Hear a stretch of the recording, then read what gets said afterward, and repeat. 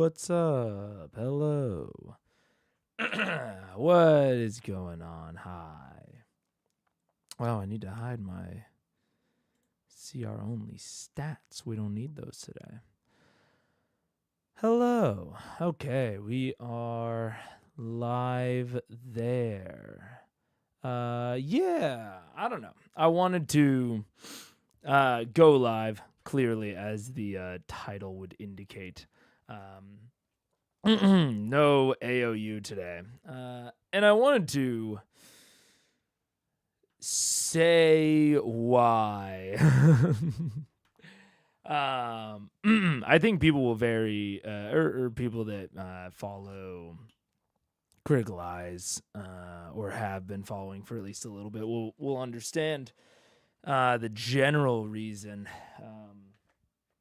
But I mean, right now, it's sort of an exceptional circumstance. Paige is gone. I'm taking care of the dogs by myself. And taking care of dogs is not that hard, but taking care of them when they're very upset that their other owner is gone is harder and plays on my particular weaknesses and gets into my weaknesses as a creator, which I am also slowly starting to realize. So I'll talk about that a little bit, and we'll do some small things. I maybe want to do, maybe I don't know. I don't exactly know yet what I'll actually end up doing. But that's the general gist. What a thumbnail! Thank you very much, Jacob. Very simple, quick little snapshot, and we're live. What's up, Elfire Eva? Hello. But yeah, it is, and this is something I've wanted to say, and I'll mention it at the beginning of the next Fantasy High video, but I have definitely realized over the past year, kind of, but definitely the past few months, that the thing I ultimately really love about all of this is talking to people. And anything that I move outside of talking to people, like anything that doesn't involve talking to people, is admin work. It's work that I might have to do in order to facilitate the part of the job that I really love. But it is not the thing I love. So like Fantasy High is a great example of, I think people might rightfully be like, where the heck is it? All you have to do is watch a video and then edit it. And that is a fair thing to think. But I've definitely realized that, like, it's not that I don't like watching Fantasy High or like producing that, but it just gets moved down the priority list to facilitate things or to prioritize things that either are the thing that I love about this or help the thing that I love about this much more directly. So things like Age of Umbra and Fantasy High, they take an amount of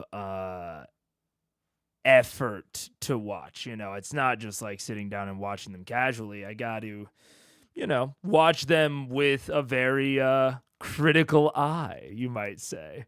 I gotta watch them with a very with an intensity that I don't watch entertainment with normally, and that's tiring. So that's why Age of Umbra isn't here, is because last week I could have watched it. Like I'm gonna be straight up real with you. I could have watched it last week. And I was like, I just kind of put it off. Again, it gets deprioritized. And then by the time that we got to, the past like 2 days where it was getting closer and I needed to watch it, I haven't been able to find a period where I can like focus enough to do that. So that's the basic and broad reasoning, and it's why like Critical Eyes has been the most consistent thing that I have made. Period. Because it has the least amount of like exterior stuff. Regardless of the content that I'm watching, if I was trying to do Critical Role, in the same format as Fantasy High, and I was doing Fantasy High in the format that I do Critical Role, I think that the behavior that we're seeing would be exactly swapped. Now, there are reasons that I wouldn't want to do Fantasy High live in the way that I do Critical Role, but you get my point. So that's why Age of Umbra or Analyzing Umbra won't be today. We're going to do, like I said, some small things, and then I'm going to try to watch it tonight. I really don't want to fall behind. That is one of the worst things that could happen, is that I could fall behind in this. That would talk about something that would kill my motivation. So going to try to catch up. But wanted to post this or have this stream to say it. Yeah. Fantasy High would be difficult to analyze because Brandon has a far less rules as written or by the dice as, say, Critical Role. I mean, it certainly is. It's analyzing it is very is a very different experience. It's very very different. But there's a lot of things that I still really enjoy about it. It is just like the analysis in general is hard offline. I've even found, anything offline that I get like a big motivation to do is almost always a collaboration. Because I'm interacting with someone, I'm talking to people, So yeah. I just noticed with the XP thing, that XP rank thing looks like 2 words, visual clutter. It does. Yeah, having like the crown and then also the number.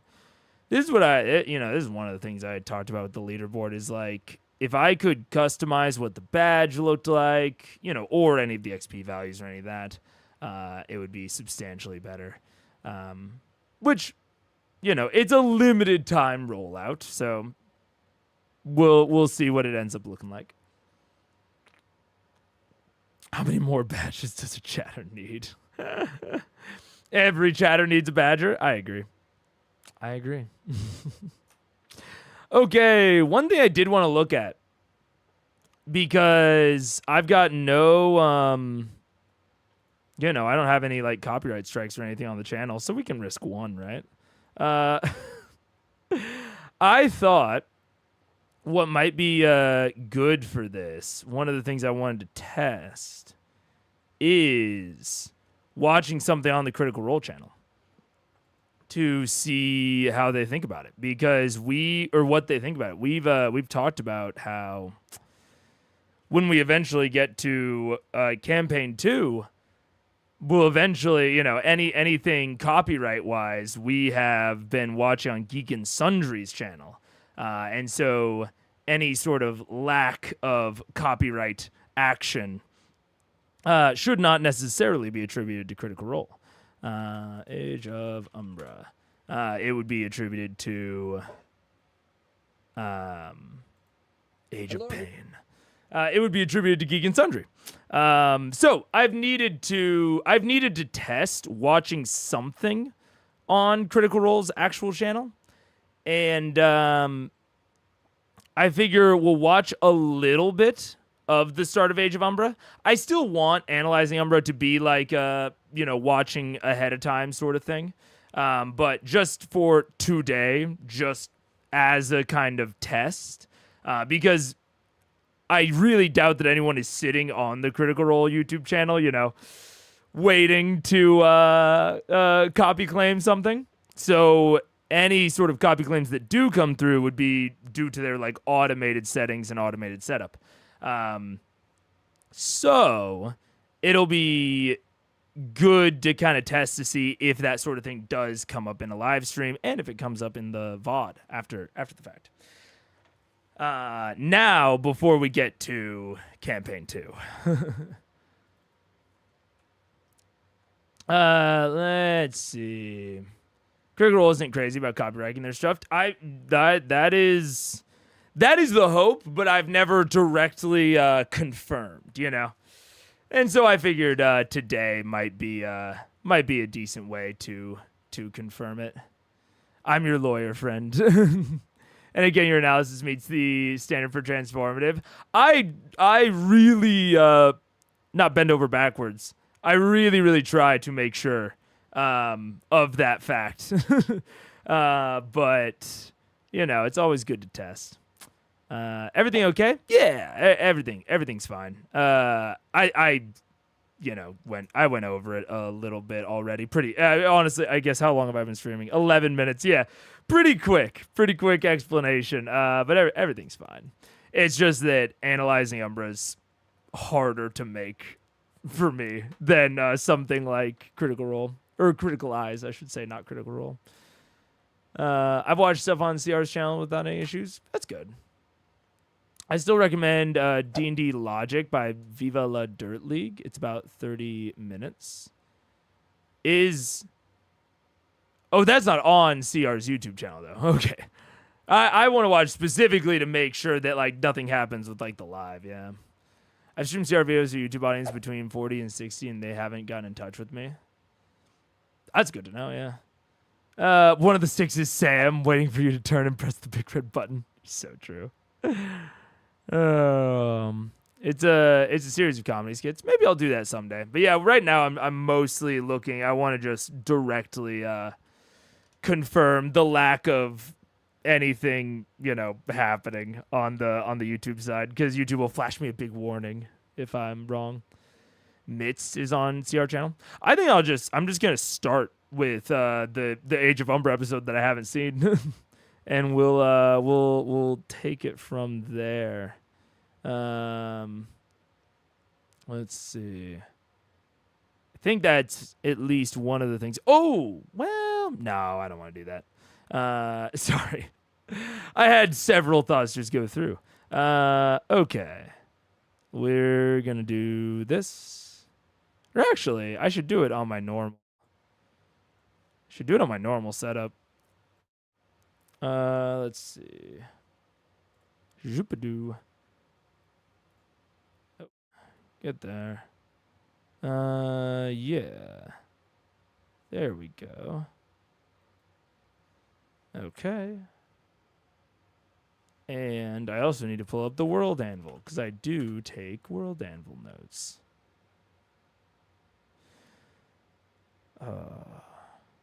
But yeah.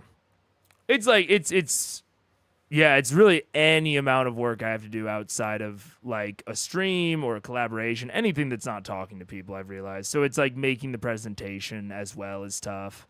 Any amount of, you know, note taking or like really focused watching that I have to do is tough. Let's see.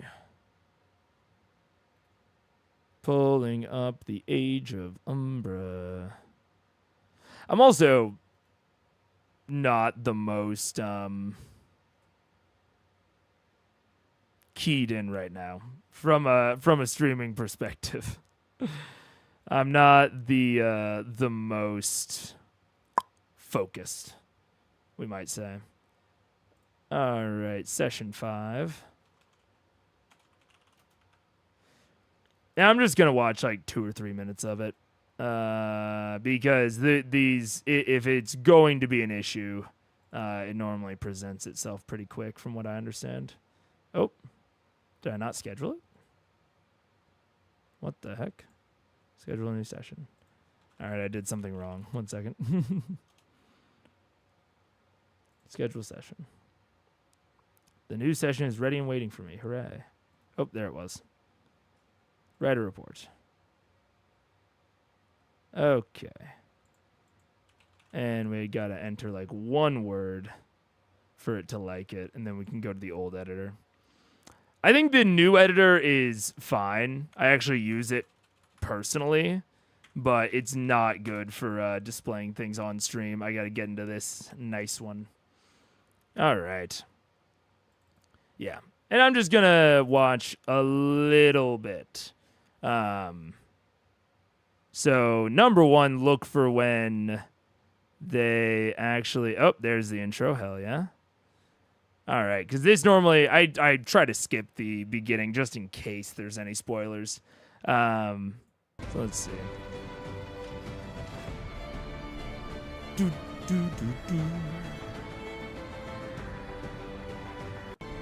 The intro is neat.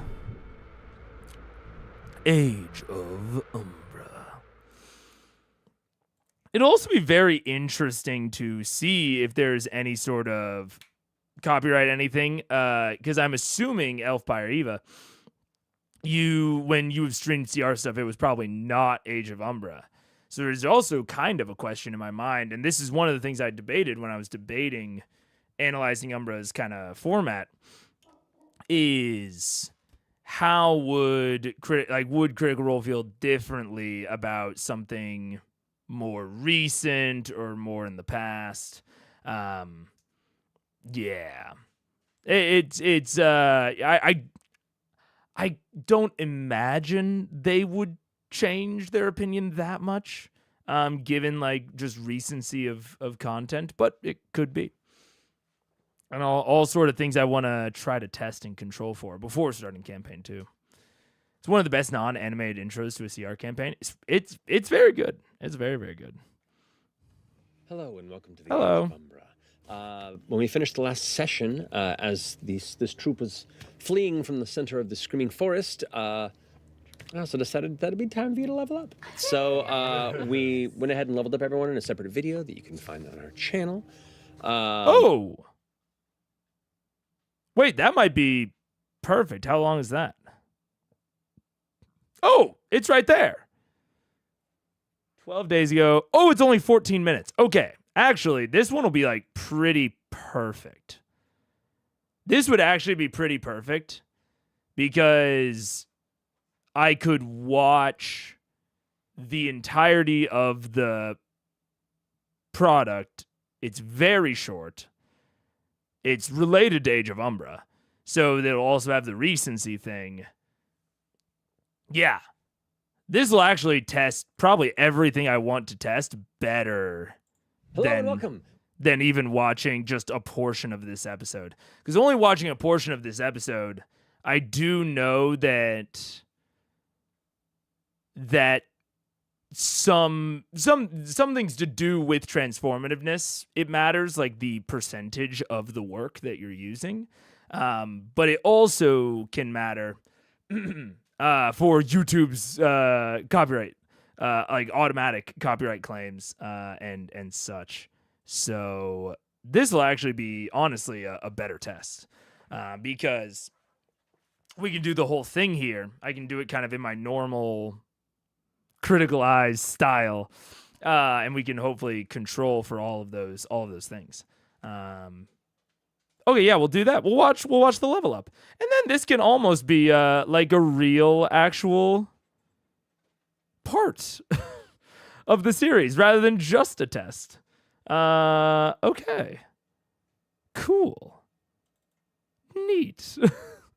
I kind of didn't expect that going into this. So I'll say that this is not session 5. This is level up. And this will be an opportunity for me to look at and talk more about Daggerheart. And it'll be a nice bit of context going into the second episode. I remember some people talking about it in the Discord of that there had been a level up and to kind of look out for that. I don't think they told me to avoid it. Wait, let me check this to make sure. I don't want it to be the sort of thing where people directly told me to avoid it and then I go and watch it anyways. You're still alive. Think on that for sure. Night Watcher. I don't see any direct warnings. Yeah. Okay. I think we're good.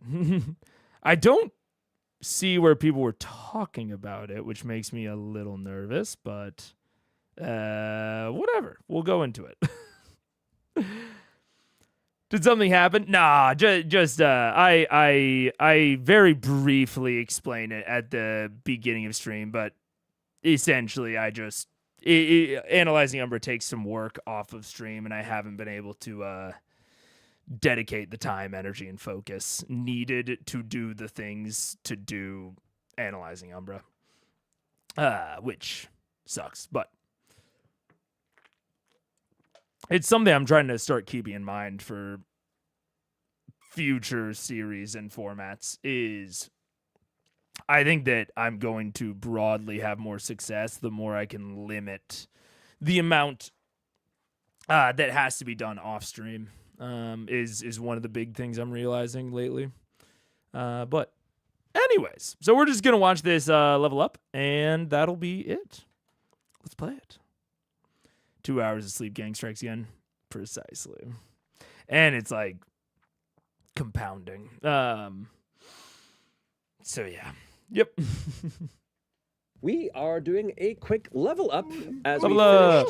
finished the previous session of episode 4 with them leveling up as they're being they're running through the Screaming Forest. Wait, actually, before they even do that, let me pull up Demiplane. Just so that I can have a bit of context for what we're looking at, and that'll help us kind of get an idea for how well they're displaying it or explaining it, or how well it diverges from my core reading of it. Let's see. So that is running an adventure, probably, maybe playing an adventure, maybe preparing for an adventure. I don't know. Probably not in there. Probably not in there. Okay, let's go playing an adventure. No thanks. Oh no. Oh no. It loaded. It's doing that while there's a pop-up window. It's confused. There we go. Playing an adventure. Core mechanics. Domain cards. Additional rules. Leveling up. Hooray. Okay. No experience. It's all milestone, baby. Fair enough. I think making a choice, especially on leveling up, is good. I think it's one of those things that I think would be easy to say, like, oh, there are advantages and disadvantages. That's what people say a lot of times when they talk about milestone versus XP leveling, and it's a great debate. And I think that there are pros and cons to XP versus milestone leveling, but I also think that one or the other is going to fit better or best with D&D 5e, like with the system, and what the system is meant to accomplish, what the pace of an adventure is supposed to feel like. As an easy example, a lot of D&D mechanics in first edition were sort of based off of the idea that real life time was equivalent to in fiction time. So if you took a week off between D&D first edition sessions, like if you had your session and then there was a week and then you had another session, a week would have passed in fiction. So there was this passage of time while the characters were not like at table. And a lot of the mechanics were built around utilizing that. And I think leveling up is kind of no different. A system will just naturally better support a certain type of leveling up. as opposed to others. So like Blades in the Dark's level up system is different than both Milestone and XP. It is entirely different. It's inherently asynchronous. Like players do not necessarily level up at the same rate, which I've talked about how in D&D I don't think that's a very good thing. But in Blades, it makes, regardless of, I guess, necessarily how you feel about it at a core level, it makes a lot more sense because Blades actively encourages players to have more than one character.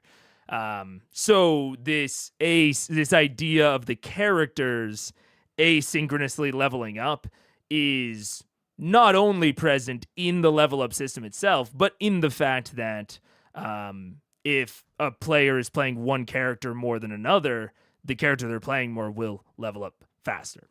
So this idea of asynchronous leveling is pervasive throughout Blades. Now, you can make a critique of Blades as a whole that maybe you don't like that, but it fits. And so, all that is to say, I like a system making a choice. And if players want to homebrew from there, they can. But I definitely prefer a system saying we're doing it this way and going on with that. I think it's going to make it feel more cohesive overall. Let's see. I also do like that they give an example of the pacing here, because one of the kind of, I don't want to say problems with milestone leveling, but both the core strength and weakness of the milestone system, leveling system in general, is that it is pretty purely up to GM fiat, GM opinion, or even if you're being much more maybe liberal with it, the table opinion. And that can easily run awry or afoul of the broader game design. So them just saying like, hey, you like do it up to your narrative preferences, but at least 3 sessions between levels. Because it's funny that they say most groups play when the game has only been out for like a few months, even in beta. So the idea that they could know what most groups do is a little bit funny. But I think it's a totally fine and fair way to phrase it. And giving this recommendation of at least 3 sessions kind of shows what they have designed the game around, like the number of levels, right? The number of levels was a decision that was up to them that is pretty tied in with the pace of leveling up. So if you're going to do milestones, I think it's good to give this sort of pacing and timing examples. Yeah. Is there a recommend things to watch list in the Discord? Kind of. Kind of. There's content suggestions and things to review, which have kind of become conflated with each other. They theoretically have different purposes, but they sort of both serve the same purpose at the moment. So yeah, there are 2 channels for it. I honestly, if we're being straight up, I rarely watch things from there or interact with things in there at the moment, just because I am so radically behind on things that I have already promised or already set up expectations before. So that does exist, but I wouldn't get your hopes up on it. Eventually, I would really like to be able to like go through that backlog and like do a bunch of content on that. But what's the intended difference? the intended difference is meant to be, so content suggestions would be like, and I have it up at the, if you look at like the top of the channel, you can see a description, but a lot of people don't look there, which is fair. It's very, very fair. And even then the difference can be a little bit vague. But essentially, content suggestions would be like, oh, watch this video, or I would like to see you react to this video, or analyze this thing or this video. Whereas things to review, at one point, very briefly, and like in, generally, I was doing content similar to like Cinderblock Sally, where I would look at things that people put into the Discord and rate them sort of as content. So like a map review, for example. So it would be like someone putting in their map or a separate map that is going to be reviewed within like a map stream where I'm just reviewing maps. So it can sort of be thought of as like, here is like the basis for content in content suggestions. And then things to review are like, here is one subcomponent of a piece of content, of a larger piece of content. So like the larger piece would be like the map review stream, and then things to review would have like the subcomponents of it. It's weird and vague. So it's the reason that I don't really get on it at all in the Discord. Like, people conflate the two, and I just don't even say anything because they are easy to conflate, and I haven't really been using either that much, if we're being very real. So yeah. Do you think they will stick with XP for C2 or switch to milestone? I cannot speak for what they will do. If I had to go on a total gut feeling, I would think that they're probably going to stick with XP, even though I think that they would probably like milestone more. I think they'll probably stick to XP for C2 because I think they will still be like solidly in the sort of reacting to the internet phase. And then I think at some point during C2, like I don't know exactly when this happens, but I know that they start eventually pre-recording and not streaming. Well, they still stream, but they stream pre-recorded footage. I think around whenever that happens, which I think that'll happen in C2, the campaign after that would then use milestone. Because I think that will generally be a bit of a decoupling from Critical Role doing things purely for how the internet will react to it. I think that'll be at least a somewhat decoupling. Maybe not entirely, but yeah.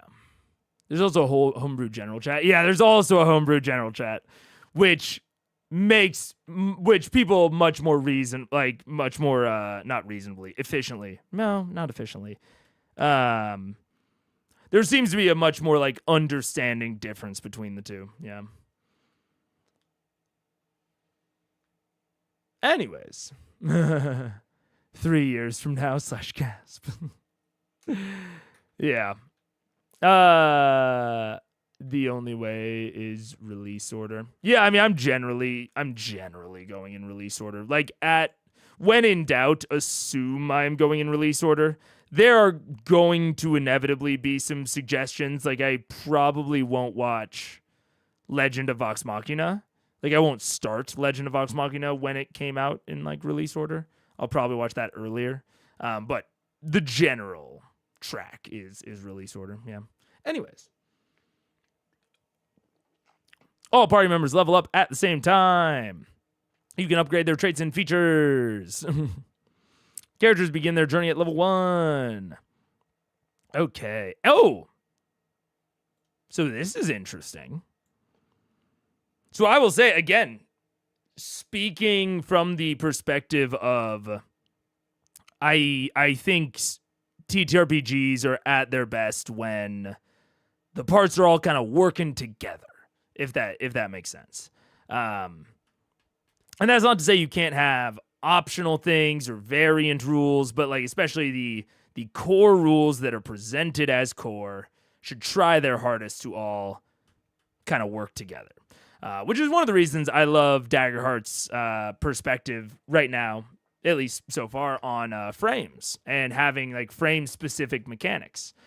Knowing that those mechanics shouldn't be core because they may not essentially work with other frame mechanics, with each other, or they just might not totally work really, really tightly with a lot of the core mechanics. And so this paragraph that I highlighted right here sticks out to me because characters begin their journey at level 1 and end their journey at level 10. That is not necessarily how D&D goes, right? Like, D&D, who knows when journeys end? People regularly start the journeys at higher levels. Again, I've talked about XP to level 3. Not only a channel, but a very common house rule. The kind of general mindset for 5th edition is, well, the different levels are just different kinds of stories, right? It's like we often split it up into the tiers and the types of stories that are told in those tiers and what adventures can kind of do there. And I've often advocated for like, yeah, if you want a character to retire early, a la Scanlan, absolutely they should. But this is directly saying you should try to go 1 to 10. The basic character, the average, the typical, is going 1 to 10 in our system, which is very, very interesting. I mean, it's a decision, and I like that they are laying out what the design decisions are via GM and table and player advice. So now if a table looks at this and doesn't do this, okay, they know that they're going kind of atypical, or they're going in a direction that the system as a whole may not have intended, which I like. Levels in Daggerheart are divided into tiers right here. Your tier affects your damage thresholds, level achievements, and more. I think Tlovum is safe after watching C1 and a few one-shots, but you'd have to wait a long time to watch Season 2 E3. I'd take this with a grain of salt. I haven't watched it in a long time. Yeah. I think my general plan right now is just finish C1. And then I will consider what to do directly after that. Well, finish C1 and then make the autopsies. And then we will see kind of what to do after that. When your character levels up, first take any level achievements they have earned. Okay, wait. I also want to... I'm just going to pull up a class really quick. Pull up a class so that I can also see... so that I can... Oh, God. Hopefully I can do Friday, man. Oh, it's going to be such a long episode. I don't want to have to delay it at all. But the voice is having some trouble. Okay, let's pull up. Oh, wait, what? Where's the leveling up segment? Is it not here? Okay. Well, I know that I can find the PDF. 1 second. Warlock 1.4. There we go. What's up, Daniel? Went to the wrong stream at first? Do I have a different stream up? Hopefully not. Hopefully you just made someone else. Another streamer. Okay. So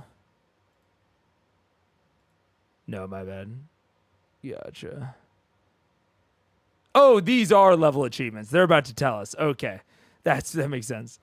Any level achievements they have earned, these achievements are given in at the top of the tier block found on the lower half of your class guide. At level 2, you gain this. Level 5, level 6. So I went to your VOD from yesterday. Ah, gotcha. That makes sense. So at level 2, gain an additional experience at +2 and gain +1 bonus to your proficiency. Okay. And then you choose advancements. You can choose any 2 options with unmarked slots. Some options have multiple slots, meaning they can be chosen more than once. When you choose an advancement, mark the appropriate slot. Once all of an option's slots have been marked, you can't take that option again. And are they going to clarify this? I'm not sure if they are. I guess what I'm reading from this is you can choose any 2 options with unmarked slots. This is my understanding of this. And on the sheet itself, choose 2 options and mark them. There's no option to like choose this one twice. Like I can't choose to gain 1 hit point slot twice at level 2. I have to choose 2 and I can mark each of them once. At least is what I'm getting from these rules. Correct. Okay. You can choose some options at multiple slots. Okay. This all, and I think all of this all makes sense. Although,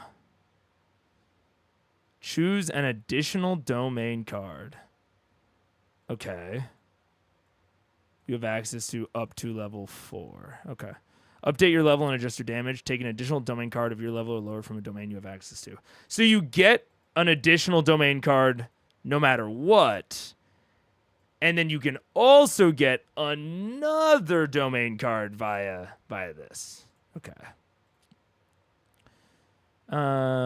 Okay. Then after choosing advancement, raise your character's damage thresholds by 1.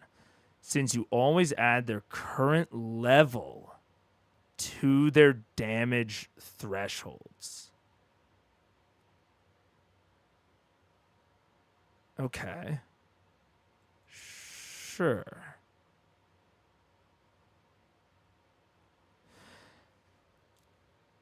Yeah. Okay. I had to think about that one for a second. Right. Okay. I mean, this is essentially the same as rolling for HP in D&D, except that the relative difference of the damage thresholds will be the same, but the proportional difference won't be. Add your current level 2 damage thresholds. So like what is the warlock's like baseline damage threshold? Dagger materials are also generally written in simple and clear language, which is insanely hard to do well. It is. It's very hard to do. And they don't, I remember in the beta several times being like, oh, this, I don't exactly know what this means. And they've done a really good job at like broadly making that much better as they go. Not that they don't have confusing stuff, just less than 5e. Yeah, absolutely. Well, I mean, to be like totally frank, I think it is partially because it is better and more clearly keyworded. It's a softer system than D&D, so like they have a lot more. They have more natural language and like more mechanics that rely on natural language, but at the same time, they also keyword a lot of things and use those keywords well simultaneously. So yeah, I mean, I think they do a really they wrote a good rule book. Damage threshold is based on armor, not class. Oh, I thought that was just evasion. Yeah, right now I'm looking for where the damage thresholds are coming from. Advanced chainmail armor. Let me see. Oh, okay, yeah. No, you're right. Base thresholds 1331, base score 6. Interesting. Okay, so evasion is based on class. And then damage thresholds are purely, it seems, armor based. So like this is a tier 1 armor. This is chainmail. So this is 715, base score 4, heavy -1 to evasion, armor tier 1. Can't be verbose at work. Sorry. No worries. It was class in beta. Oh, okay. That might be where I'm coming from. Because I was like, I remember it being on the class guide. It just being like, demarcated. So that makes sense. Okay, so these thresholds, and the base score. Okay. So armor score right there and these damage thresholds are all equipment based. And then the only thing that is not equipment based is evasion. Okay. And evasion is purely like class and ancestry and all that. Or actually not even necessarily exclusively, because like this is -1 to evasion, but the base score is based on that. Okay. 5e would benefit from the video game school of graphic design where keywords are differentiated by formatting. Oh, yeah. I mean, like, you can see it right here. That's like feature heavy, -1 to evasion. It's nice and highlighted. Now, I don't know if it's that way in the physical book, but I kind of assume that it is, frankly. So, yeah. It's a hot take I didn't know I had, but now I'm dying on this hill. I'm afraid. Nah, man, I'm with you. I'm with you. So yeah, starting HP is class based. Starting evasion is also class based, and then armor and all of these thresholds and things are equipment based. Okay.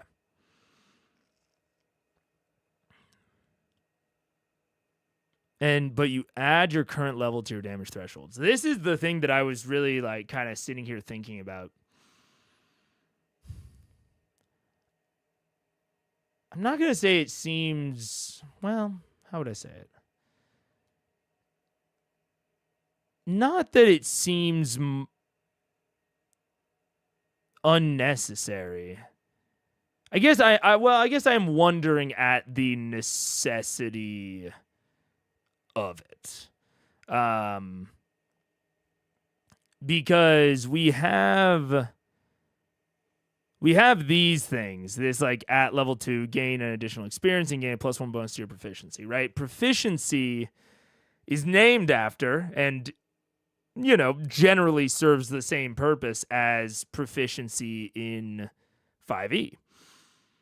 And for all the negative things you could say about it in 5th edition, it's a really straightforward process. Like, proficiency gets applied to skills you're proficient with, tools you're proficient with, weapons you're proficient with. Like, it's this really all-encompassing system to show progression, right? To show progression as you level up. So you base all these things on proficiency, and then all you have to do when you level up is modify proficiency when needed. But they have here separated out, this +1 bonus to your proficiency from the +1 bonus, essentially, to your damage thresholds. Now, that could be because they want them to just increase at different rates, right? So barring your choices here. Or actually, can you even? No, you can't even choose to upgrade your proficiency here. You can here and here, but not in the lower levels.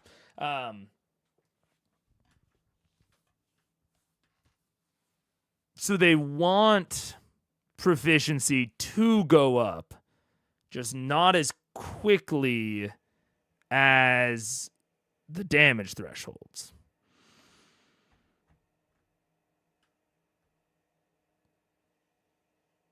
Interesting. Yeah.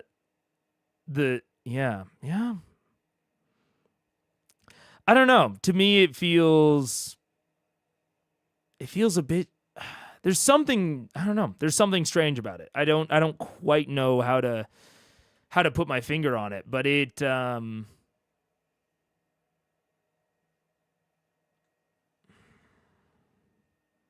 yeah, I don't quite know why. Update your level and adjust your damage thresholds accordingly. Take an additional domain card. Yeah. Agreed about it being strange. Yeah. And it's even more strange because I'm trying to think of, it's something that feels as though there should be like a really easy way to just harmonize it. And I'm trying to think through, like, how would I, if I did want to base it on proficiency, could that work? And, like, would I be okay with it? And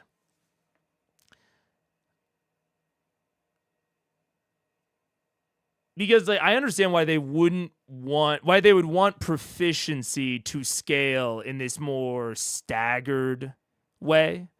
Like with the damage thresholds being based on level up, they're upgrading every opportunity to be upgraded, whereas proficiency is only getting upgraded every 3 levels, just at base, not taking any of these into consideration.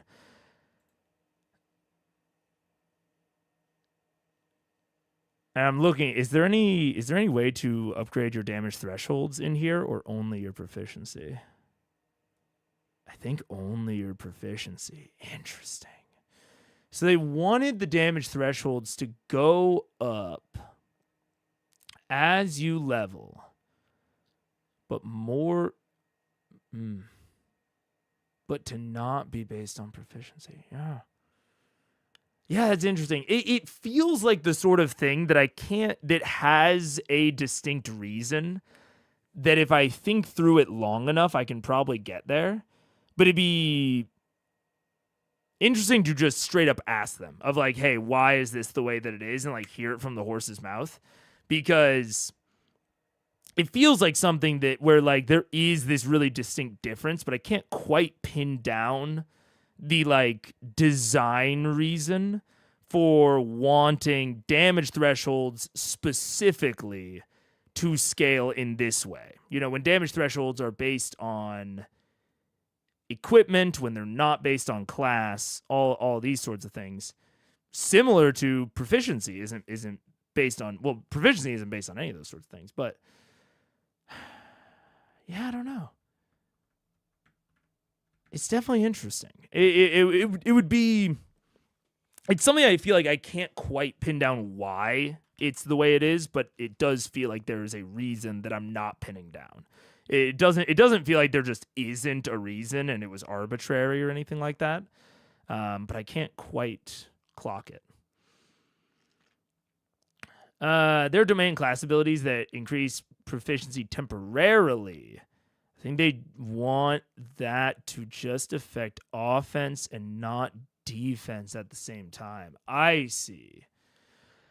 That's a fair rationale. If it isn't so much about how it scales throughout the campaign, sorry, how do I say that?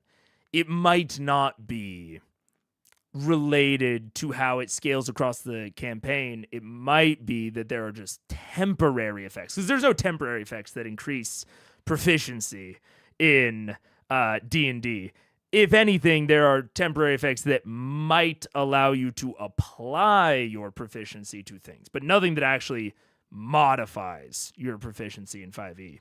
So if you only want those modification abilities to hit offense and you don't want them to hit defense, then you would have to couple the thing that is scaling it, the scaling factor. You would have to decouple those, the offensive and defensive scaling factor. You couldn't base them on the same thing that then gets affected by these temporary actions. That's interesting. That seems very reasonable and likely to me.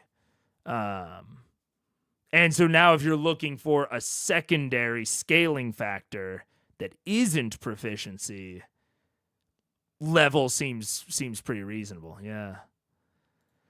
If there's a wide range, even in the tiers, maybe that's why they wanted to upgrade thresholds consistently, but proficiency at the tiers. That is also possible. Yeah. Interesting. Anyways. Okay. Raising damage thresholds, taking domain cards.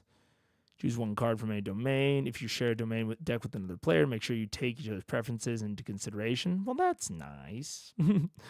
Additionally, you can also trade out one domain card you already have for a different domain. Very nice. You can't have more than 5 domain cards active at a time. Once you have 6 or more, you need to choose which to keep in your loadout. Okay, and then multi-classing. You can choose that trait when making a spellcast roll or use the spell. Oh. Wait.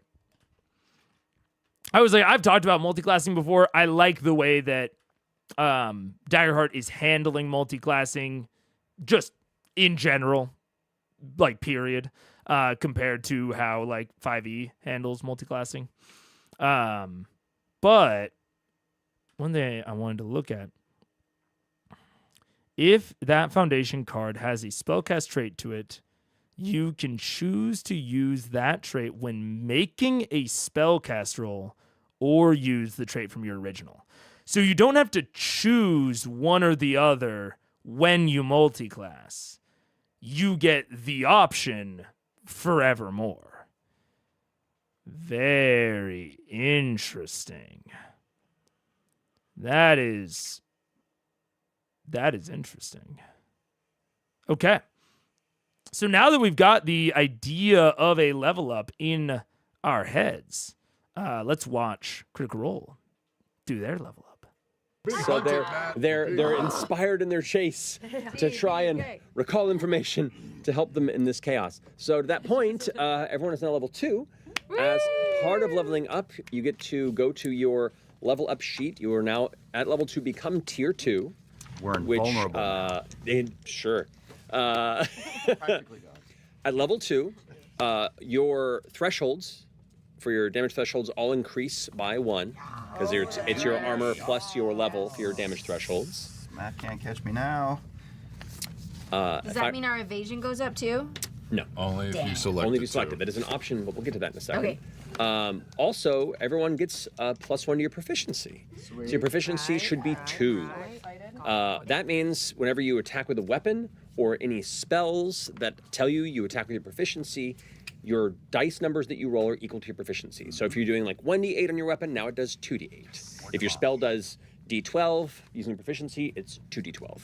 I will also say, I talked about I talked about the common house rules in 5e of like increase, like, you know, going up to level 3 or starting at level 5 or all these sorts of things and not playing the lower levels.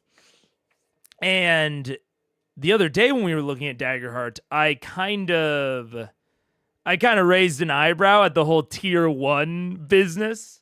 And the fact that there's then this, you know, tier 2, tier 3, tier 4, what have you. That all said,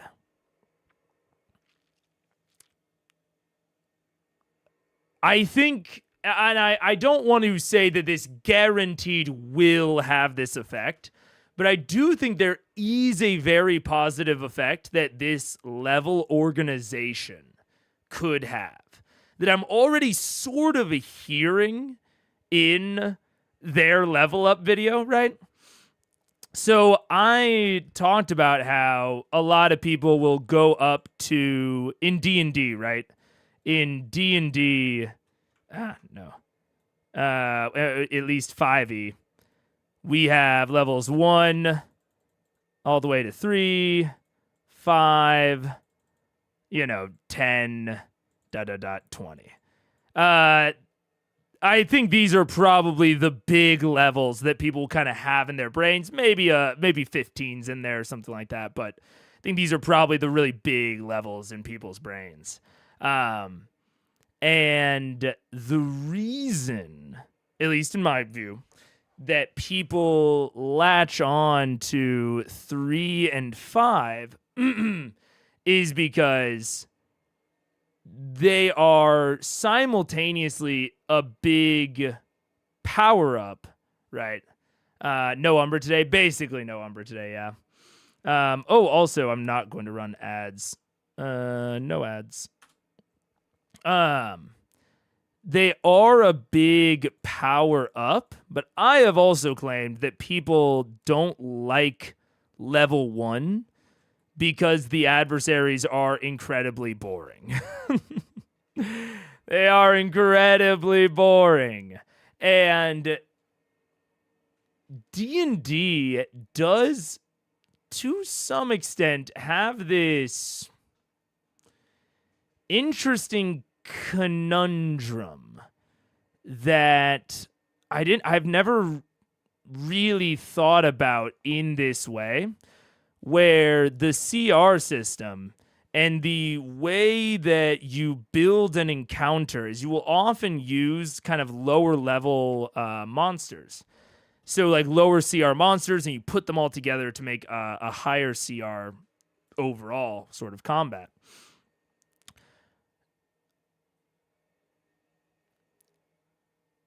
So when you're at level 1 and they're presenting you with adversaries that are those lower level adversaries, those CR1s, those CR1 halves, those CR1 fourths, are not only need to be designed to try and be interesting to level 1s, but they also, when you're designing a low-level D&D 5e adversary, you're also thinking about what if a lot of these were used together, right, to challenge some higher-level party. So yes, you have to think about the CR 1/4 goblin, where 4 of them fight 4 level 1s, but you also have to think about the CR 1/4 goblin as, like 3 minions to one like CR2 Gobbo chief, or as 10 or 20 minions within a goblin war boss hideout. And because most of the game is taking place at levels where, like, I'm having trouble explaining this, but a CR1 is going to exist as a lower CR adversary for the majority of the levels of the game. You know what I'm saying? Same thing with 1/4, 1/2. They are going to exist in a place where they are at parity with the players for a much shorter period relative to the time when they exist as a much lower challenge to the players. And so when you're designing that, you're going to be biased towards making them these minions and not kind of stealing spotlight from maybe the higher CR things. And I think that's why as you kind of go throughout the CR ratings, you start to see adversaries become much more singular, much more directed, have a more cohesive kind of design vision, frankly, become more interesting as the CR raises. Because as the CR raises, when you're designing a CR 18 adversary, you can feel pretty confident about what types of characters are going to be going against it. And like what types of capabilities they might have. You're not having to imagine this big, broad swath. So now, all of that said, a lot of the reason that you have to make a lot of those considerations is how the action economy plays into all of this, and how encounters are balanced, not only off of experience, but again, off of like the number of combatants. That's why taking those lower level ones into account is really important. Daggerheart doesn't have any of these considerations. Daggerheart really, because everything, including the adversaries, are split into these tiers, because encounters are not, their challenge is not determined by something like XP, and is not modified by, or at least is not nearly as substantially modified by something like the number of combatants.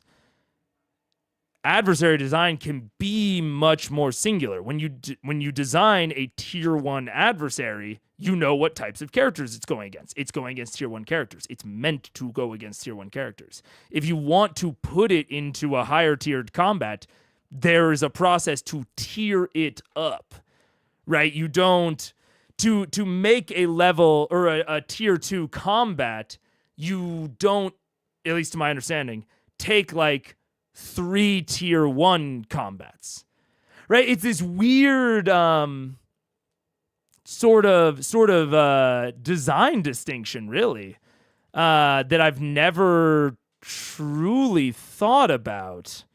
But to put it into Daggerheart terms, it's really, really common in 5e to where, say you have a tier 3 party, again, to use their kind of terms, it's really common to construct an encounter for them by like taking 2 tier 2 encounters, or like a tier 2 encounter and 3 tier 1 encounters, or components of those encounters.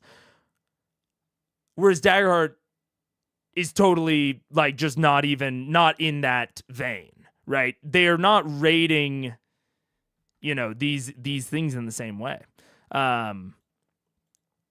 It's a very interesting thing that I hadn't thought about. And all of that goes into the reason I'm thinking down this entire sort of process is because Daggerheart also seems to sort of address. So I think that all of that addresses this negativity around like D&D's like levels 1 and 2, right? I think part of the reason that people want to skip to 3 or 5 is because levels 1 and 2 are seen as this boring area, and that is essentially what I was talking about. This for most of this time is why level 1 and level 2 are considered this boring area, because they are not primarily being designed for. They are being essentially just not focused on when the adversaries are designed, because of how lower leveled adversaries are used at higher levels. Daggerheart doesn't have that. They can just design tier 1 adversaries and then give explanations on how to tier things up, but you don't have to worry about those tier 1 adversaries, like how they're going to be used in higher tiers. They're not. They're for tier 1. Unless the purpose is like for an ant stomp. So that kind, so 5, or not 5e, DH at level 1, right? DH now has this like 1, and now it has like 2, 5, 8, and 10, it seems. So their level 1 does not have these negatives, right? It doesn't have these negatives of the influence on the adversary design.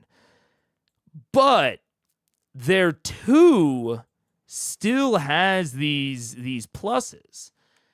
And these pluses are pluses in power, but they're also pluses in like complication, right?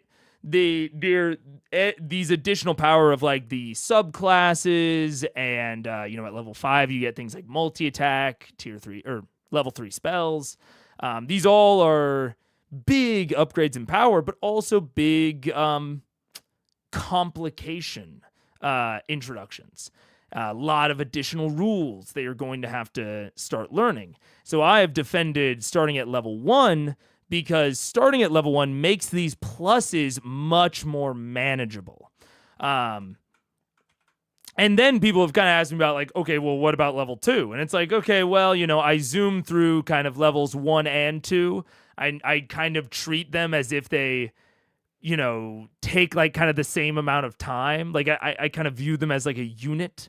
So I'm trying to like really speed them through those so that they get those experiences at the low levels, but they get to level 3 as quickly as possible. And now that I'm looking at it, Daggerheart kind of does exactly that, right? I kind of mentioned the whole like, tier 2, tier 3, tier 4 kind of feels odd to me. Why not like tier 0? But I think that the way this is designed, and again, I won't say it will come off like this or accomplish this, but I think it is really lending itself towards you can have that tier 1, that first level, where there aren't as many rule complications. There's a limited amount of domain cards. Everyone can learn what everyone does, and you don't have the negativity of boring adversaries, at least in theory. The way, like making it its own tier, making that tier 1 allows for bespoke tier 1 adversaries, environments, encounters that are all interesting and are based at that level. So you can take away the negativity of like it being uninteresting. Give them all that time that, based on their progression recommendation, give them basically 3 sessions to learn everything, and then you immediately hit them with a massive power upgrade, similar to levels 3 and 5. Very similar. With like this +1 bonus to your proficiency, as Matt was saying, if you were rolling a 1d12, now you're rolling a 2d12.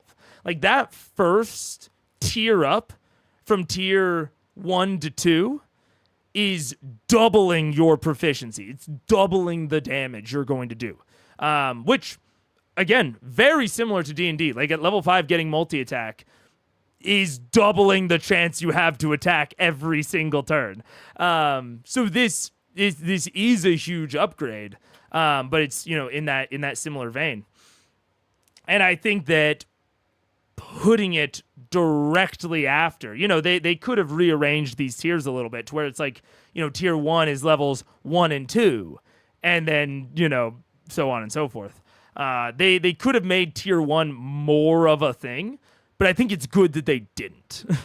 I think it is like clear from the way that they have organized this that at least in theory, in design, level 1 and tier 1 are like the learning tiers, right? It is the lowest level of like complication, where you can learn all your stuff. You have the least amount of rules you need to consider, but we're also going to like make it its own tier so that we can really accurately build equipment for it, weapons, adversaries, environments, right? All of these things can be categorized so that we can make them very interesting without worrying about the higher tiers.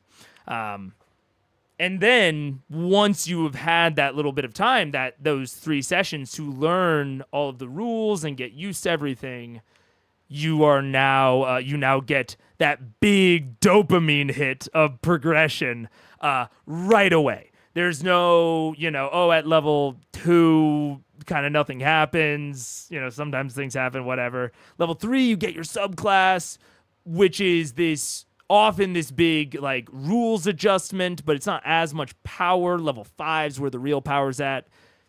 It's all much more concentrated, directed here. And I think a really good way. Like, I think this is going... I think all of this is going to serve the system in that you will see more people starting at level 1 than 5e does, I think.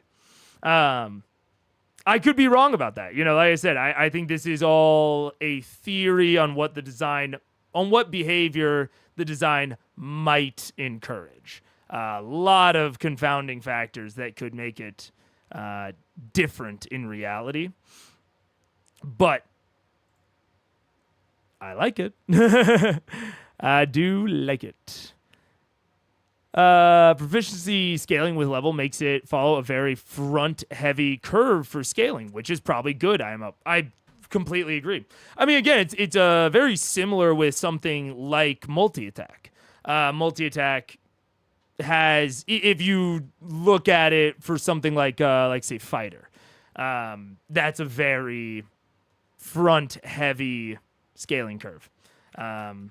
So yeah, I agree that that is a good thing. It's like the red, blue, black, silver, gold tier enemies system of Breath of the Wild and Tears of the Kingdom. I did play Breath of the Wild, just not very much, honestly. But yeah, I didn't play Tears of the Kingdom at all. I don't have a lot to contribute since I've only done a one-shot at level 1. Fair. I mean, I haven't done a campaign either. That's why I am caveating a lot of these statements.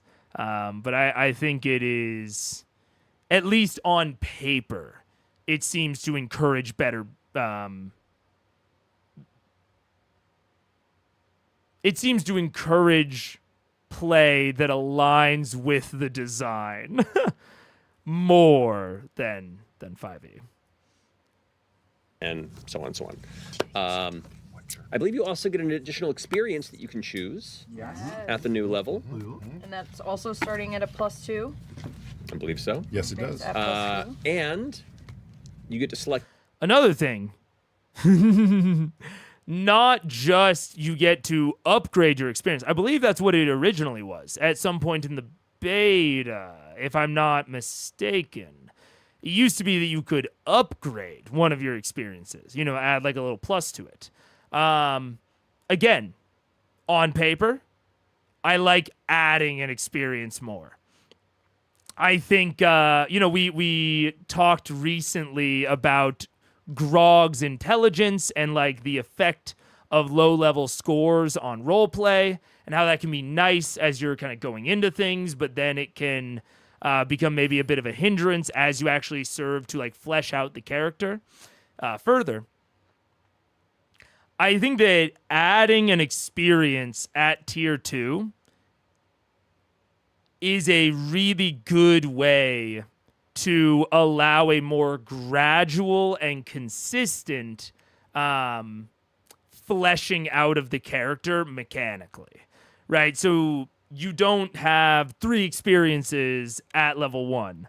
And at level 2, you don't just upgrade one of the experiences that you decided back in level 1, right? Maybe those that you decided back in level 1 aren't quite bearing out in how you play the character. Maybe they are, or maybe there's just a different factor to your character that you didn't predict at level 1, but has become very clear very quickly. Adding an experience is a really good way to not only make you self-reflect about how you're playing the character, and encourage that level of like fleshing out the character, but to offset it a little bit, like kind of offset the full character creation from level 1 to give you a little bit of play time to flesh some things out, see how it all works in practice outside of your head before you get, if we consider it kind of the full 3 experiences. which I don't think is a crazy way to consider it, right? So I also like that. 2 of your level up traits of tier 2. You get to mark in 2 of those boxes. That includes like increasing some of your character traits. That includes choosing another hit point to expand into, a stress point, getting an extra domain card if you'd like, if you're level or lower. Also, you all get to choose a new domain card. So to that point, I'm gonna start passing those out here. I choose, it's like going to Sizzler. Yeah, for the Seraph over here, Travis, your domains are Splendor and Valor. Now you do share Valor with Marisha. And Marisha is the with Guardian, which is Valor and Blade. So pass that over to Marisha, choose the Blade stuff. While we're on you, Taliesin, you are Codex. Also, I mean, this is a small thing that I feel like has probably been somewhat talked to death by myself and others, but the separation of features into these cards, I think is such a strong choice if you want to have a system with a bunch of features, like, you know, something like D&D wants to do, like something like Pathfinder wants to do, right? They want a lot of these distinct, bespoke features, and separating them into cards is such a strong way to represent them. I think it probably has some downsides that aren't, I don't know, totally obvious to me in the moment. But I don't want to assume that it has no downsides, but it has a lot of really, really strong upsides even what we're seeing right now with Matt just handing out these cards for a level up. Like, I can imagine a new character, a new player that's like new to TTRPGs coming in and seeing the giant class, right, of any of the given classes in D&D, all of the features, all of the feats that you then have to like look at otherwise, and you can, you know, level gate some of those, and so there's some amount of restriction there. Think like Eldritch Invocation, some of them are level gated, so that helps kind of bring it down, but you still have to look through the big ass list unless your DM like curates a totally separate list to not get you overwhelmed. The cards just make that so much easier. Like we see right now, they're leveling up, which can sometimes be a bit of an overwhelming process. And Matt is seemingly just handing them the cards that they would have access to. And certainly if a player wants to look ahead, of course they can always, you know, look through more of the deck. But given that you can swap domain cards on level up, given a lot of the flexibility there, I think it's very, very approachable. It has a lot of like quality of life and like ease of access sort of stuff. And separating them onto cards makes them very easy to store, very easy to represent, very easy to sort of catalog and index as bespoke objects, right? Even some features that you see them, you know, try to manage in Vox Machina, they oftentimes don't have the full rules text written down, which is pretty common to paraphrase things as you're putting them onto your sheet. But with it being in a card that you are like taking as a full object, it's so easy to like transfer the card as an object, whether that's digitally or physically, that it kind of doesn't make any, I don't want to say any sense, but it is exceedingly, I think, unlikely that someone will paraphrase the card.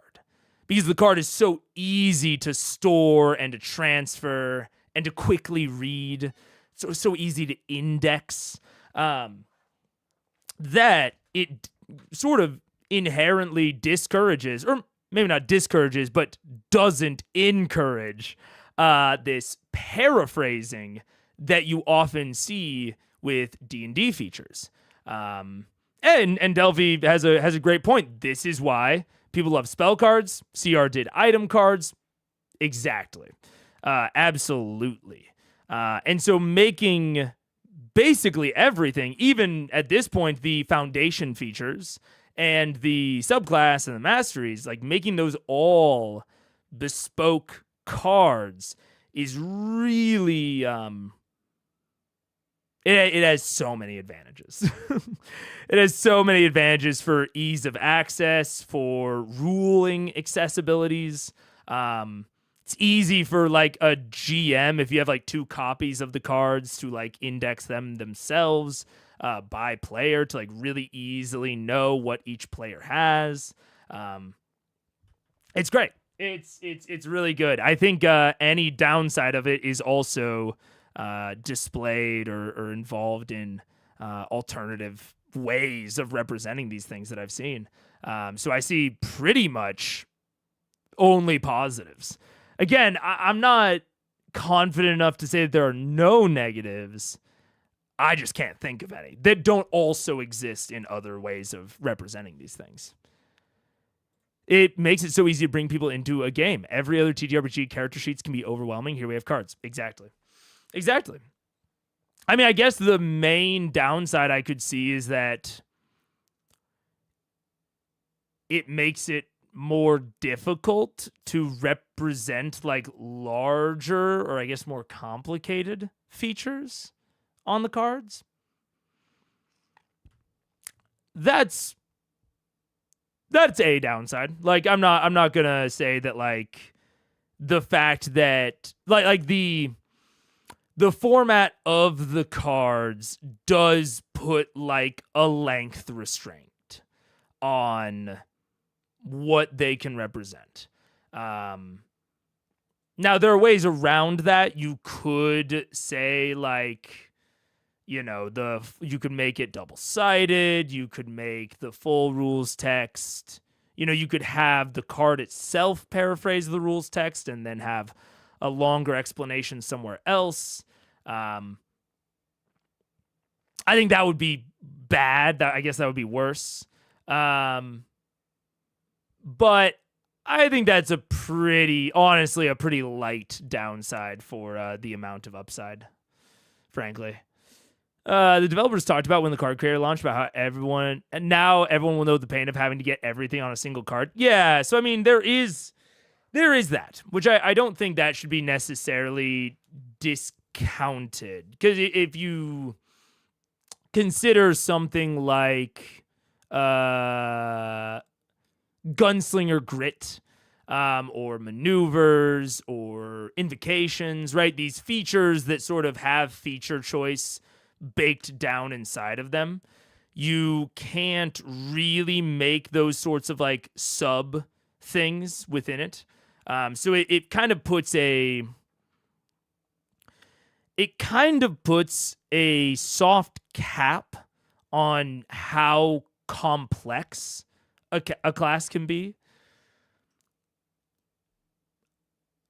I think I would argue that that's not really a bad thing. I think that like keeping complexity within a certain bound within the same system is probably an overall good thing, but it does have a con kind of nestled inside of it. But I think I will ultimately go this direction, yeah. On the other hand, longer spells and abilities in 5e frequently were misread and not used as intended or slowed play. That is a very good point. Yeah. It's a purposeful design limit, yeah.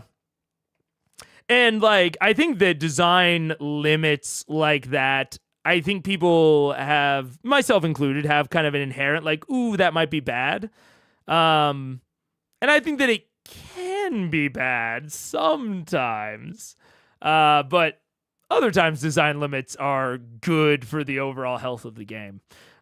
Making it to where everything has to fit on a card is going to help everything stay within this bound of reason and readability. That is probably an overall good thing.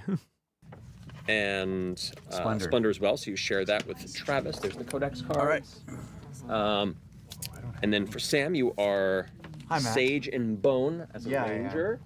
Choose Yeah, card from there. And if any of you chose an additional domain card as your level up ability, all right, then you can choose an additional one of that list. Cool. You can. These are also yours. Okay.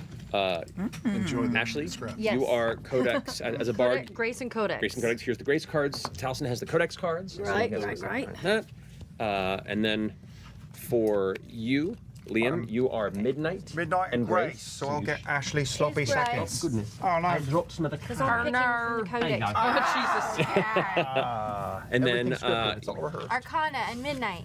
Kind of Midnight. You get the Midnight are with Liam. and here's the Arcana. Boy. I might actually take one of these, but I'm going to send it to you because I want you to take yours first. There's two different cards I want. I know Oh, I that's don't so want sweet. It's gonna get you killed. You know, it's funny. There's also something about the cards that does kind of. I was thinking back and forth on this as we were watching. I was like, oh man, like, you know, talking about like sharing the domains and like passing them and whatever. I was like, oh, you know, with large amounts of players, that's like a design limitation potentially, you know, or that's like a potential maybe like feels bad hurdle that to level up in D&D, right? You really just have to have one player's handbook. The entire table can use the same player's handbook and they're all marking it down on their own individual sheets. When it's in these distinct cards, you're either needing to like print out new cards, or you might have to, as the rules kind of give the example of, if you share a domain deck, make sure you take each other's preferences into consideration, or you have multiple copies of a card available. I didn't really think about this too much. But then as we were watching, I was like, ooh, yeah, like this could really easily get to a point where like you need multiple decks in a way that you don't necessarily with something like the PHP. But, and I want to asterisk this with maybe I'm being too generous. I don't think so. But especially, you know, with the card printer, it's not like you have to buy new ones, but people are probably going to want to. So the idea here is that it either pushes you towards taking each other's preferences or having multiple copies of the card. And I think cynically you could say, okay, well, that's a little bit of a cha-ching moment. But honestly, even seeing just the way that this is working out, they almost certainly have multiple decks. Not almost certainly. They certainly have multiple decks of these domain cards, right? Critical Role is not price limited by this. Yet, even at this massive table where they have 7 players, Matt's, like the initial thing that he is doing is handing out one copy of everything. He's saying, okay, you guys share these, so you'll have to look at the cards together. He's not handing out multiple copies to everyone, which is what I thought he would do, truly. Like, I thought he would, like, you know, have the, essentially, like, hands of cards pre-prepared for every player and just, like, hand them out. But he's, by default, having them share, which I think you guys are getting into. I think it's that collaboration again. One set means you don't overlap. I mostly see it as forcing people to be aware if they're stepping on toes. I think you guys are right. Like, I could kind of see it going either way in theory, but then watching the people that have every ability and, like, there are absolutely zero barriers to them passing out multiple cards. Zero. And they still pass out the single set. And it didn't really click with me until Taliesin did this, because I could see my players and me doing this exact thing. Like my group of friends, we fill in video games, right? If we're waiting in a queue and people are picking heroes and like Marvel Rivals, we always want to see what they're doing first, and then we'll fill around that. That's like, it's our general mindset. Boy. I might actually take one of these, but I'm going to send it to you I might take one of these, but I'm going to send it to you because I want you to take yours. because I want you to take yours first. And I heard Taliesin say that, and I was like, oh man, that's what all of my players would say. That's what I would say. If I had an overlapping domain, that's exactly what I would say. And so it does, at least to an extent, reinforce, this awareness. You know, certainly, maybe you do need to have multiple copies if people really want to take the same card. But I do think it is more primarily attempting to incentivize this first part. Like I said, when I read it, I was like, maybe it's 50-50, whichever. Seeing it in action and like putting myself in their place and thinking about what I would do, this idea of sharing the decks is almost certainly going to push me towards not wanting multiple copies. I wouldn't want multiple copies. Like seeing it in process, I'm like, oh yeah, absolutely. I want to make sure that everyone has like different and unique and cool things. I don't want to have any overlap. So if someone wants a card for their build, I'll find another. So yeah, it's seeing it in practice again, once again, the limitations of the cards seem to really evoke these really good behaviors, at least in my head, in theory, and with what I'm seeing here. Although I think if they were going to evoke a different behavior, this would be where we would see that different behavior, right? If the limitation of the deck was going to encourage people to have multiple decks or to have multiple copies of the card, if any group of players was going to be encouraged to act that way, it would be the group that has absolutely no barrier on acquiring those cards. So yeah, man. Yeah. I have 2 Dagger Hearts. I plan to never open the second. Yeah. I absolutely want another deck of cards, but that is mainly because I have the limited edition and I don't want to take those to a table where people are eating and drinking. Oh, yeah. Well, that desire is kind of awesome in the fact that like you are protecting the physical assets of this game the same way that a trading card player would protect their Magic or their Pokemon cards. I think it again speaks to one of the powers and one of the like really like attachment benefits that representing them via cards. And I think Daniel earlier mentioned the art on the cards. Honestly, just the art makes it feel premium. Like all of these things bespeak a better and like more efficient and just like an overall, just like a better product. I absolutely have just printed the level 1 domain cards and sleeved them. Proxy life is best life. That's all I'm saying, man. Oh. So yeah,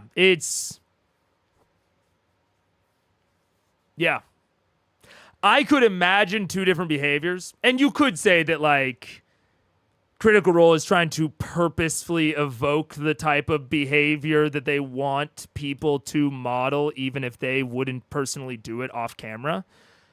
I think that's a take you can have. But I think it's pretty cynical and not more likely than the alternative. And substantially more complicated than the alternative, that they are just being naturally encouraged towards the more collaborative style. There's 2 different cards I want. I know Oh, I that's don't so want sweet. It's gonna get you killed. Okay. And if they have I'll a take you with zero, me. Matt, if they have a 0 on them, that means there's 0 recall cost? Or- Correct. So your loadout is at maximum 5 domain cards, which is fine. It's fine at this level, but at higher. Dude, another advantage towards how they're doing it and the pacing at which you get domain cards. Again, what I'm really like kind of noticing from this leveling up experience is just like the pacing at which people get rules and complications. Like, I think one of the more complicated parts of Daggerheart is the loadout system, like the loadout and vault and recall. I think that is one of the more complicated aspects of Daggerheart. But the soonest that you would have to deal with that is level 3. And that is only if you also took this. No, actually, no, it would be level 4. Sorry. It would be level 4 if you also took this. Like the level up from 3 to 4. That's the first time you might have to deal with that, right? Because it's like you start with 2, 1 to 2, you gain 1, and let's assume you gain 1 from this. Then 2 to 3, you gain your 5th. 3 to 4, you gain your 6th. So that's the very soonest, and it is assuming that you take this, which I think that's not a crazy assumption. A knowledge wizard would at level 3. They get an extra card at level 1. Okay, so yeah, there maybe some exceptions within the class, but broadly, you're not dealing with it for until like level 3 at the soonest. More likely level 4, possibly not even until level 5. And just spreading out that sort of rules introduction is nice. Which, I mean, it's this isn't to say that like 5e doesn't spread out those sorts of things. I've referenced multi-attack not really taking effect until level 5. That's because multi-attack is much more complicated than standard. But I think the pacing of it is pretty solid here. Gives you a lot of different opportunities to experiment before you have to really dive into that. Higher levels, you have to choose what your loadout will be each time you take a rest, and then that's how much stress it costs to change that card. Which, also, we can compare loadout and like changing at long rest to prepared casting, which is complicated. And so rather than comparing it to something like multi-attack, where the game does wait to introduce it, if we compare it to something like prepared casting, all prepared casters have to deal with prepared casting from level 1, no matter what. And it is weird, and it is complicated. And you just got to deal with it if you're going to be a prepared caster in 5e. So I still like waiting on that. Loadout can change on short or long. Still. But I think it's still most analogous to prepared casting, even if not maybe exactly analogous. Yeah. Into your loadout. The loadout doesn't include things like Ridgeborn, Fawn, Wayfinder. Correct. No, it's just my domain. Yeah, your type heritage cards, you always have access to those. Oh. It's just domain cards. You have a maximum of 5 in your loadout. Great. Nobody else shares Arcana. No, I think it's the only one. That's a fair clarification and a fair point of confusion. Where do you actually put your loadout cards on here? And where would you put your other cards? Is there a spot on like this sheet? So there's active armor, active weapons. There's the heritage up here, the subclass up here, but those are just like write-ins. Where is the actual stuff? Are you just meant to like put it next to your sheet? You're next to your sheet, next to your shit. There isn't a card spot on the sheet. I've seen plenty of game aids in Reddit though. Okay. Yeah, there's not like a location to put this. Interesting. I do think, especially given, to my understanding, the loadout has a static size, right? The loadout is 5, no matter what. Is that correct? You can only choose one card if you share a domain, or you have multiple copies. More than 5 domain cards. Yeah. If that's static, I could see a benefit to having a spot on the sheet that is sized appropriately given the size of the cards, to sort of slot those in. Because I think it's a very, we've been talking about how everything is a card. The class features are cards, the foundations, the specialization, the mastery, like all of these things are cards. The ancestries, the communities, everything's a card, which is great. Like, to be incredibly clear, I really like that. But when there is a restriction on the amount of cards, but only the amount of a certain type of cards, I think it could be worth including that on the sheet, like including a space that is like, has like maybe like a little like border outline. Like I'm kind of picturing something like, okay, they have this, and then there are these little like dotted border outlines for where you would put the cards. And so it's a little bit more on the clear side. Maybe, I mean, it's something that people will certainly adjust to, like no question. I think that is it's something that is relatively clear, but might be an opportunity for additional clarity, because I can definitely see any reasonable player asking that sort of question. Yeah. It might take a whole side, so they might put that in the printable resource bundle. Is that out, or is that something they've like announced?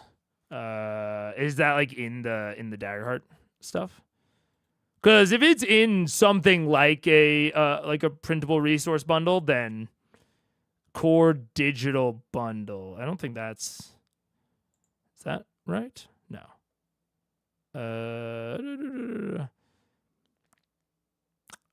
Domain card reference. Additional sheets. Character sheet, multi-class sheet, play guide, trade guide, sidecar sheet? What is this? What is sidecar? This section denotes your class.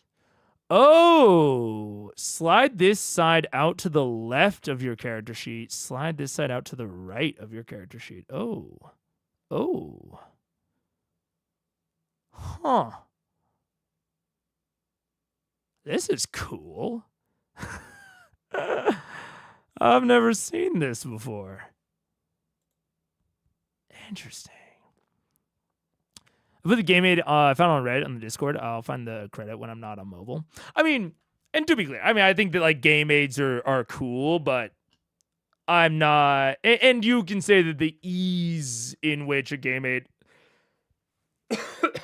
might be created might speak highly of the game, but I don't consider it when I'm thinking about the game, by default.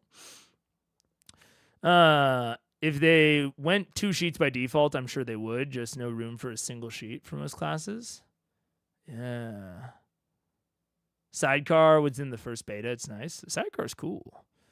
Yeah. Interesting. This is just a Daggerheart character sheet. I mean, yeah, I guess this is it's pretty big. I'm not gonna, or no, not pretty big, but it's pretty fully packed. It's not like it's missing a bunch. Equipment. Oh, it's just like an equipment reference. Yeah, interesting. I think that having some sort of like loadout vault sort of thing, but it is also, it's something that is easy to represent. Like, I imagine if I was playing, I would just have a binder where the first page of the binder is my loadout and the rest of the pages of the binder are my vault. Like, that is probably how I would represent it. So I don't know. Interesting. Between these two. No pressure. Because it would be a druid who's the only one that I'm also torn. All right, I got mine. I got mine. Which is about Which to be a one? +3. Take these. Oh, both of This them? one, a mark of But- stress. But I also have this ability I'm over down. here. I have a If- shield Take them both. Which one were you that thinking? is a stress. If you're taking feels both, it like doesn't matter because I got one on the other More end. likely you thinking to both do of the our- same thing. Was This that the feels like one you'll with be the having locks? boxes 50 shot about Yeah, but I'm fine. Yeah. Yeah, it's important. I ain't dying. I got stuff on the other side too that amuses Sure. me. Well, and this, I'm also seeing, I'm thinking through this. This is a short thing, but the benefit that we discussed of, you know, the domain cards and having multiple copies and not wanting to overlap, the likelihood of a desire to overlap, I think, is highest at level 2. I think that's like the most likely time for it to happen, and still it's relatively unlikely, because everyone has not only 4 cards to pick from, everyone has a total of 5 cards to pick from, right? Because sorry, 6. Because there are 3 level 1 domain cards in every class. Or in everything. Oh, I guess if you already overlapped and you didn't take it at level 1, then there might be. Oh man, now I'm trying to think about it. Okay, wait. So you get to choose 4 at level 1, right? So there are 1, 2, 3, 1, 2, 3. If 2 characters shared this middle one, or say they shared this one, they each have a total of 6 options. So even if they chose like 1 and 1, and then this person over here chose like 2. Oh, wait, I should put these in between each other. So say this is Splendor, this is Codex, and this is Grace. I don't know how this would work out. But even if this person at level 1 chose both of these, and this person chose 1 and 1, then at level 2, they each get these new unlocks, right? From the new domains. So at level 2, even if they only have 2 left that they share, total, this player, this Splendor Codex player, I don't think that's an actual class, they have a total of 7 to pick from. And the Grace player has a total of 6 to pick from. Now that is a little bit odd in terms of like, you know, non-overlapping things where like a person taking more from the shared domain can like theoretically limit the other person's like plethora of options if you don't want to overlap. But honestly, when it comes to having 6 versus 7, I don't think it's that bad. And even if both of these people choose to take 2 domain cards, right, at level up, and let's say that they both, again, take from their shared pool, and then they both take these, right, this just keeps scaling up, right? Every time they're getting more and more and more options. So now the Grace player has a total of 7 options, and the Codex player has a total of 8, I think.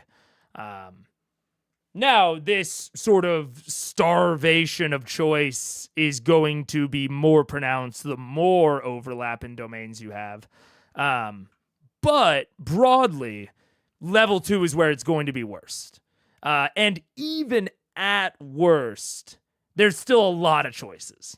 So I don't think it's going to be that bad. And if it does get to a point where, like, legitimately the overlap becomes a problem, you can always do the multiple cards option. But even without multiple cards, there's still plenty of options, and those options only get more numerous as you continue on. Like the starvation of like this potential overlap and them taking from the shared pool of cards becomes less and less pronounced as the game progresses. So I think it's good. Better odds. I need to get. Oh, Travis, when you're done with the Splendor cards. This is a crapshoot more on a Splendor cards? bigger payload. Unused, No, you I mean? took 2 of them, so there's only one left. Because what I'm gonna do is Wonder for me. I'm going to gain +1 to my. I will my actually. trait. I might take that one then. So I'm I gonna think do you this, should. Yeah. Because And then Do you have another secondary card that you want? I'll probably do agility. no, Also sounds but awesome. However. I think I'm going to A baddie gain with this, to ready to give it do a all- +1 give to it my your evasion. all. Okay. You know it's gonna slay. Thank you. All right. Thank you. Fuck. Perfect. Well, you even see that there of, you know, Travis takes 2 of them. Taliesin doesn't want what's left, so he's like, oh, actually, maybe I kind of do want that card that I passed to you, Ashley. Do you have a secondary option? And she's like, no, but I still think you should take that other card, and I'll just take a +1 to my evasion. Again, like, this was a choice that Ashley was going to make on her like character sheet, on her progression chart, of taking this and trying to avoid overlap has pushed her into this bonus to her evasion. And that sort of pushing into specialized areas, I think, is an overall good thing. Like, broadly, I think you should try to avoid overlap in, like, role and mechanics as much as you can in, honestly, any TTRPG, D&D included.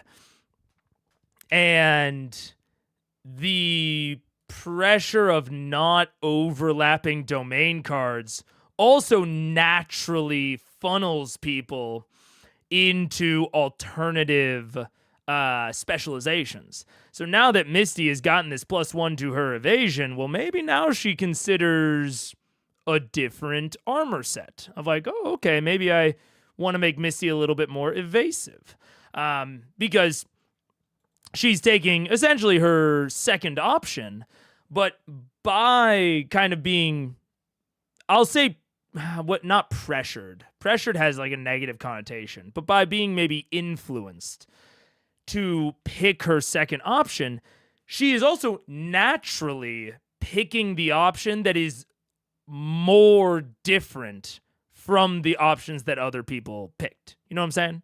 There's a natural divergence in what people are picking, since they are encouraged to not pick like the same domain cards.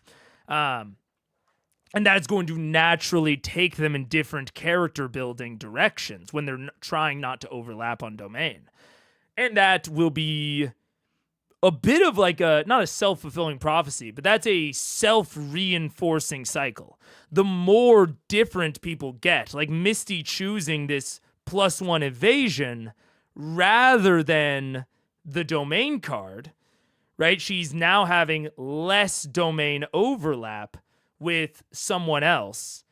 That is going to build her character in a direction that the other character is not getting built in.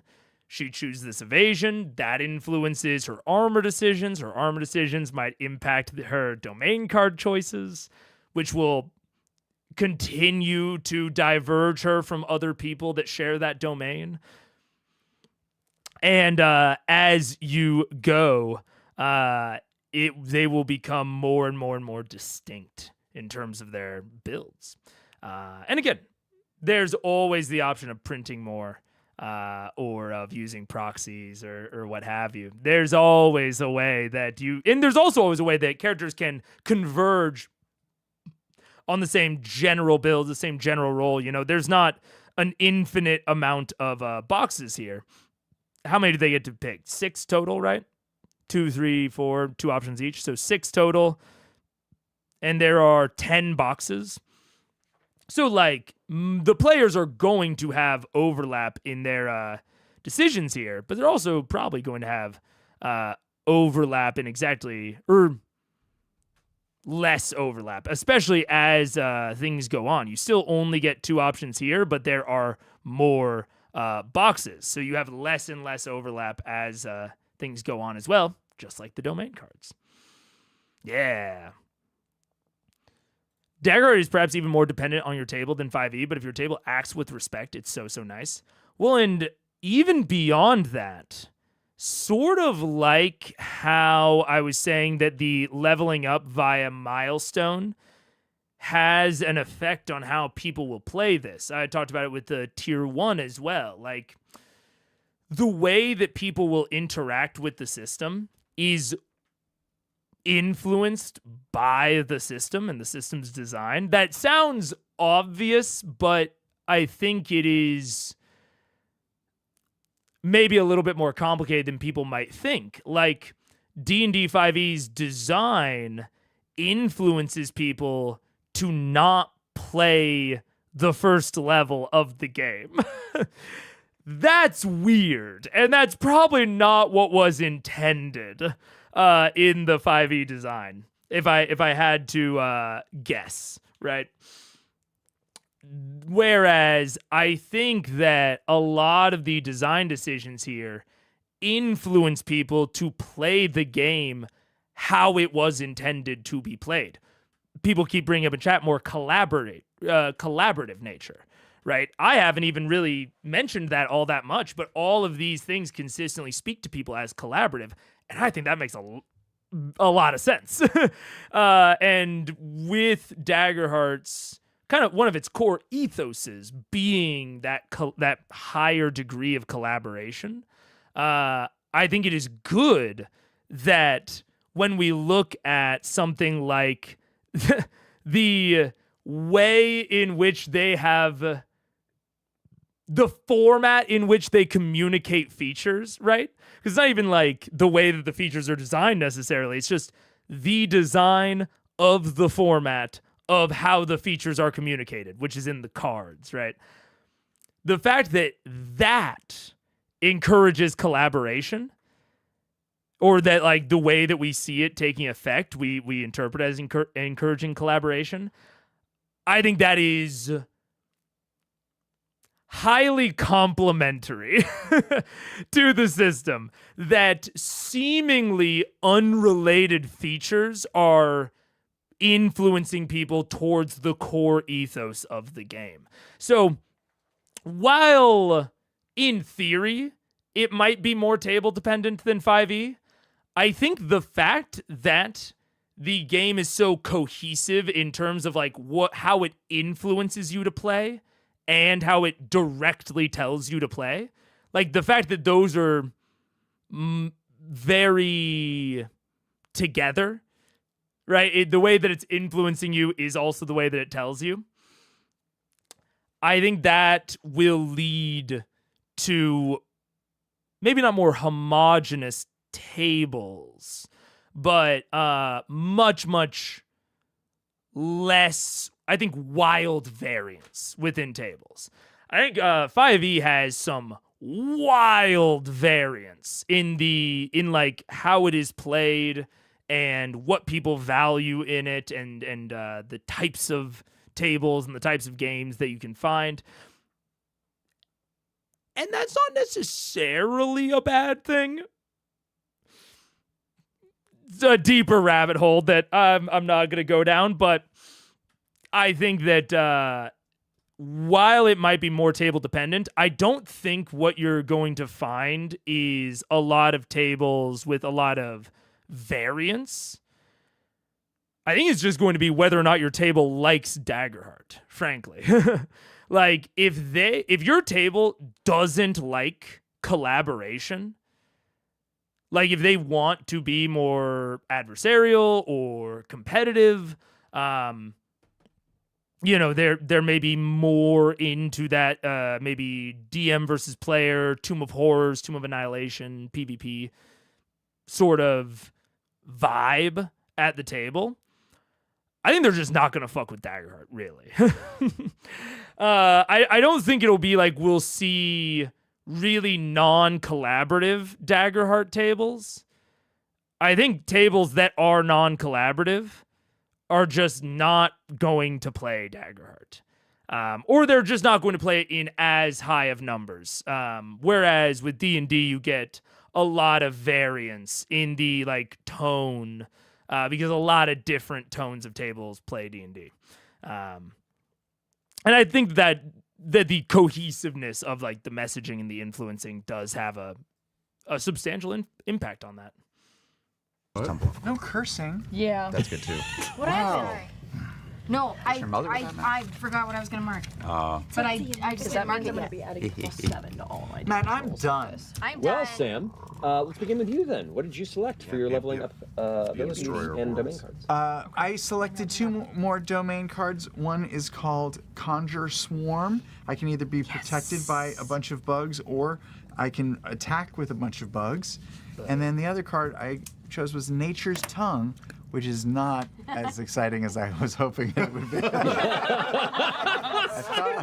Jesus. We also didn't even mention, which this is a whole other, I'll try to do it quickly, but the fact that if you do share a domain and one person is more consistently taking out of the shared domain, they're more likely to continue taking out of it, and the person that is taking out of the shared domain less is more likely to continue taking out of it less. Not to say that there will be no overlap or anything like that, but there is also that. So like him taking two of these, this isn't Bone, Sage, I think. Him taking two of these Sage cards, if Sage was shared with another player, he has taken two of the lower level cards that might synergize well with higher level cards, which is going to mean that the person that shares that is less likely to take those higher level cards again. So again, just there will be less and less and less overlap and like starvation of choice as the game progresses. I see a lot of people shitting on Daggerheart in YouTube comments, and I think the answer is just not for your playstyle. I mean, I think it would depend on what they're shitting on it for. Like, sometimes people are dumb and wrong. Sometimes they're mean but right. And sometimes, yeah, they are just not recognizing that something isn't for them, and that's okay.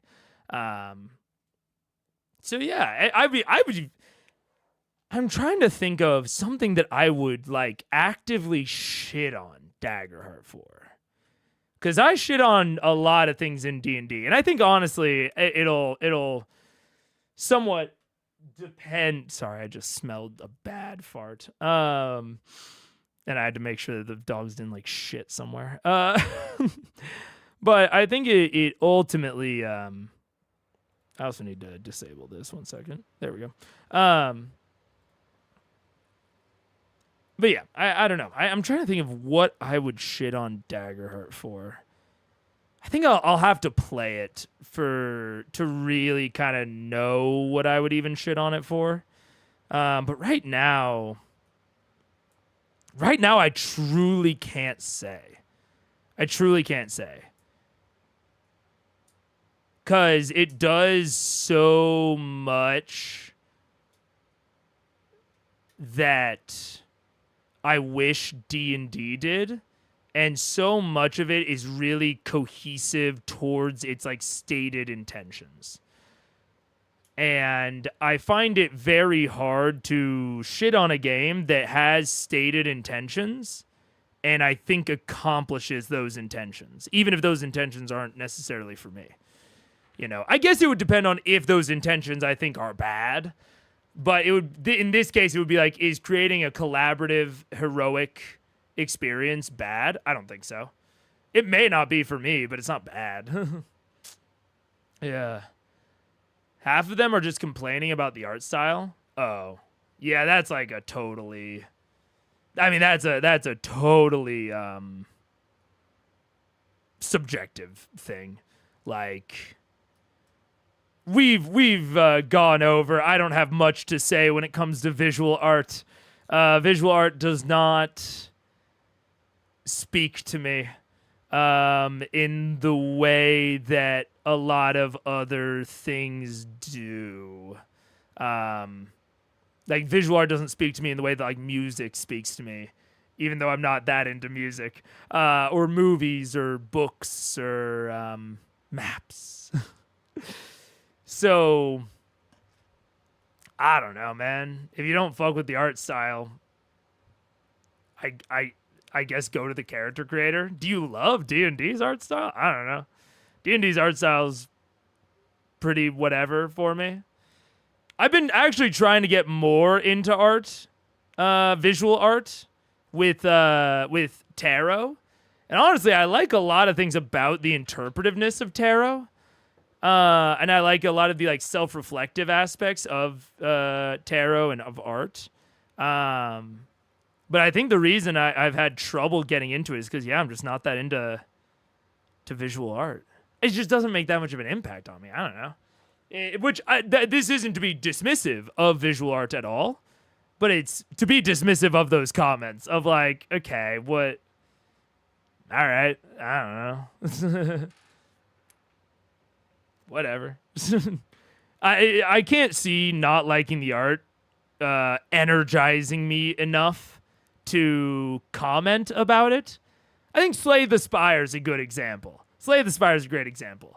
I don't like the art in Slay the Spire.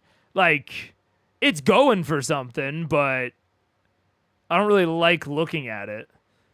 But also, Slay the Spire is a fucking masterpiece of a game, and it deserves all of the accolades it has gotten over the years.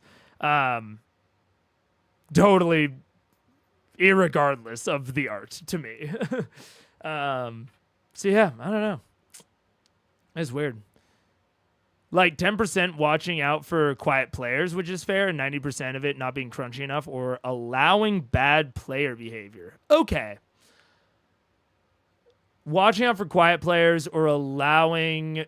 I mean, I think crunchy enough is like a total... I think we can and should recognize that like crunchiness is a... Not necessarily a preference thing, but it has to do with that intention of like, what is the system going for? As to whether or not crunch is good in general. And like where it is. Because like D&D is only crunchy in combat. It's not crunchy in skill checks at all. And I think Brendan Lee Mulligan really competently defends that, of saying he wants the crunch in combat because additional crunch takes an amount of like creative load off of him as a DM. He can just run combat and feel fairly confident that it will function, but he wants that crunch removed for social stuff, because he wants to put additional effort into that social category. And so I think that is like one of the best real defenses of like what crunch does and like the benefit of crunch. But again, that like kind of goes into the intentions of, okay, so if you don't like Daggerheart or don't think you would like Daggerheart because you think it's not crunchy enough, how does that interact with like what you want out of a system? Like, is it that you want combat to like be more consistent? Like you want combat to really consistently work and function and kind of be like the same mini game, just with like different flavors. If that's what you want, like I agree, Daggerheart is worse for that than like D&D, because the crunch delivers on some of that consistency. But I don't think that saying that, like, combat will be worse would be at all accurate. And then in terms of quiet or allowing bad player behavior, I think that's honestly fair. I think that saying that Daggerheart provides less structure and support for players that for some reason or another might not be on the same page as the rest of the players at the table. And that Daggerheart provides less support for those players and provides those players with more freedom. And that that additional freedom, power to some degree, and like responsibility could exacerbate differences in player sort of mindsets. I think that's fair. I think it Daggerheart could exacerbate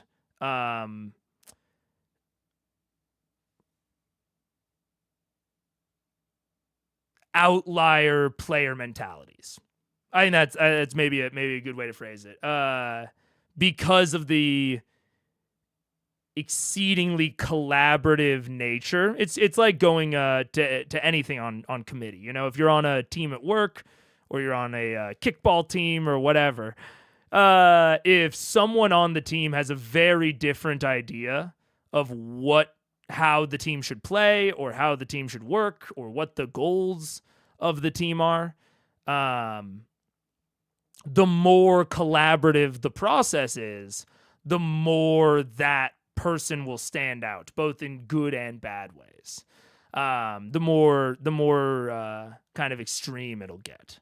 So I think that's a fair critique of the goal of collaboration. Now, I think that, again, Daggerheart accomplishes the goal of collaboration, and they say repeatedly that is part of the goal. So if you disagree with that goal of like increased collaboration is going to make those outliers more prominent, I think that's a fair critique of the goal and like of the intention of increasing collaboration and increasing like the prominence of collaboration. Yeah. Both of which are true, but kind of besides the point. Yeah. I mean, they're beside the point of critiquing Daggerheart's implementation. I think they have little bearing on that, but I do think they are to the point of like maybe hyper or increased collaboration may not be good with some of these other things. Like I think you could have that conversation, but yeah. I think, which is why I think DH is more table dependent than 5e, which isn't necessarily bad. That's fair. If you have a table with maybe a wider diversity of like style preferences, Daggerheart is going to be less kind of accessible. Or not accessible, but it's going to be a little bit more it's going to highlight those preference differences. Yeah. Guess I'm at 3 hours of sleep now. Hell yeah, confused strawberry. Let's go. I thought I could make out with with a cow or something, but no. Instead, No, Sam, You can still do you that. can still do that. No one's going to stop you. Daggerheart. It's a game of imagination. I can speak the language of the natural world. I can speak to plants or animals, which could come in handy. Can they understand you? And I also picked as a new experience. I chose horny, not in the way you think. Sure. I mean, I have a horn and I can do things with it. Okay. A new horn or It's just always the been ones? there. Oh, okay. Okay. Still affects that, man. He's just gotten better with it. Realizing Yeah, you've learned. It's Okay. a new one like Jacob's Ladder. So for your level up abilities, you took an extra domain card. And I increased some skills. What are they called? Oh, they traits? Traits. Great. Yes. Awesome. If everyone else is ready, I'll just go down the line here. Yeah. What you got, August? I pulled the Book of Vagras, which gives me a runic lock, so I can lock doors and make them very hard to open. Nice.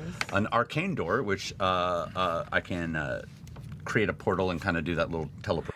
Also, speaking of, the card, limitations on the features you can put on there, you could still fit quite a bit on the card. We were talking about the limitations of the card size. There's quite a bit on the Book of Progress, so you got plenty of design space to work with. Rotation thing. Oh, that's And cool. I've got a reveal, which is basically a detect magic spell. Nice. And I'm not taking a secondary card yet. I am, on the other hand, upping my evasion and adding points to my traits, instinct and knowledge. Points. Slick. Points. Awesome. Points. Brixton, what you got? All right. I am my experience. Oh, did you say your experience? Oh, you should do it. Oh, Your yeah, next- new one is sticky fingers. Okay. Because you're a spider. Because I'm a spider. I love it. Great. You don't really have fingers, though. So. Do have fingers. I'm anthropomorphic, Travis. God. So for my experience, I'm leaning into my zealotry that I have discovered along the way. So my experience is going to be graced by the gods. Oh, speaking of, I don't know if Don Quixote is meant to be zealotous or not. But I remember us talking about after session 0 and in session 1 how that was kind of the basis of Brixton. But she has been very zealotous as the sessions have progressed. And so what a great example of what we were talking about with the new experience at this point, being able to work in some of the things you discover, either just the things that happen in the first couple sessions. This could have been a reference to something that literally happened in the first couple sessions, or just something you discover about the character. In fiction, I'm sure that Brixton has always been this much of a zealot. But Marisha kind of only discovered that side of her through the process of playing. And now has a way to mechanically expand into that, which is really awesome.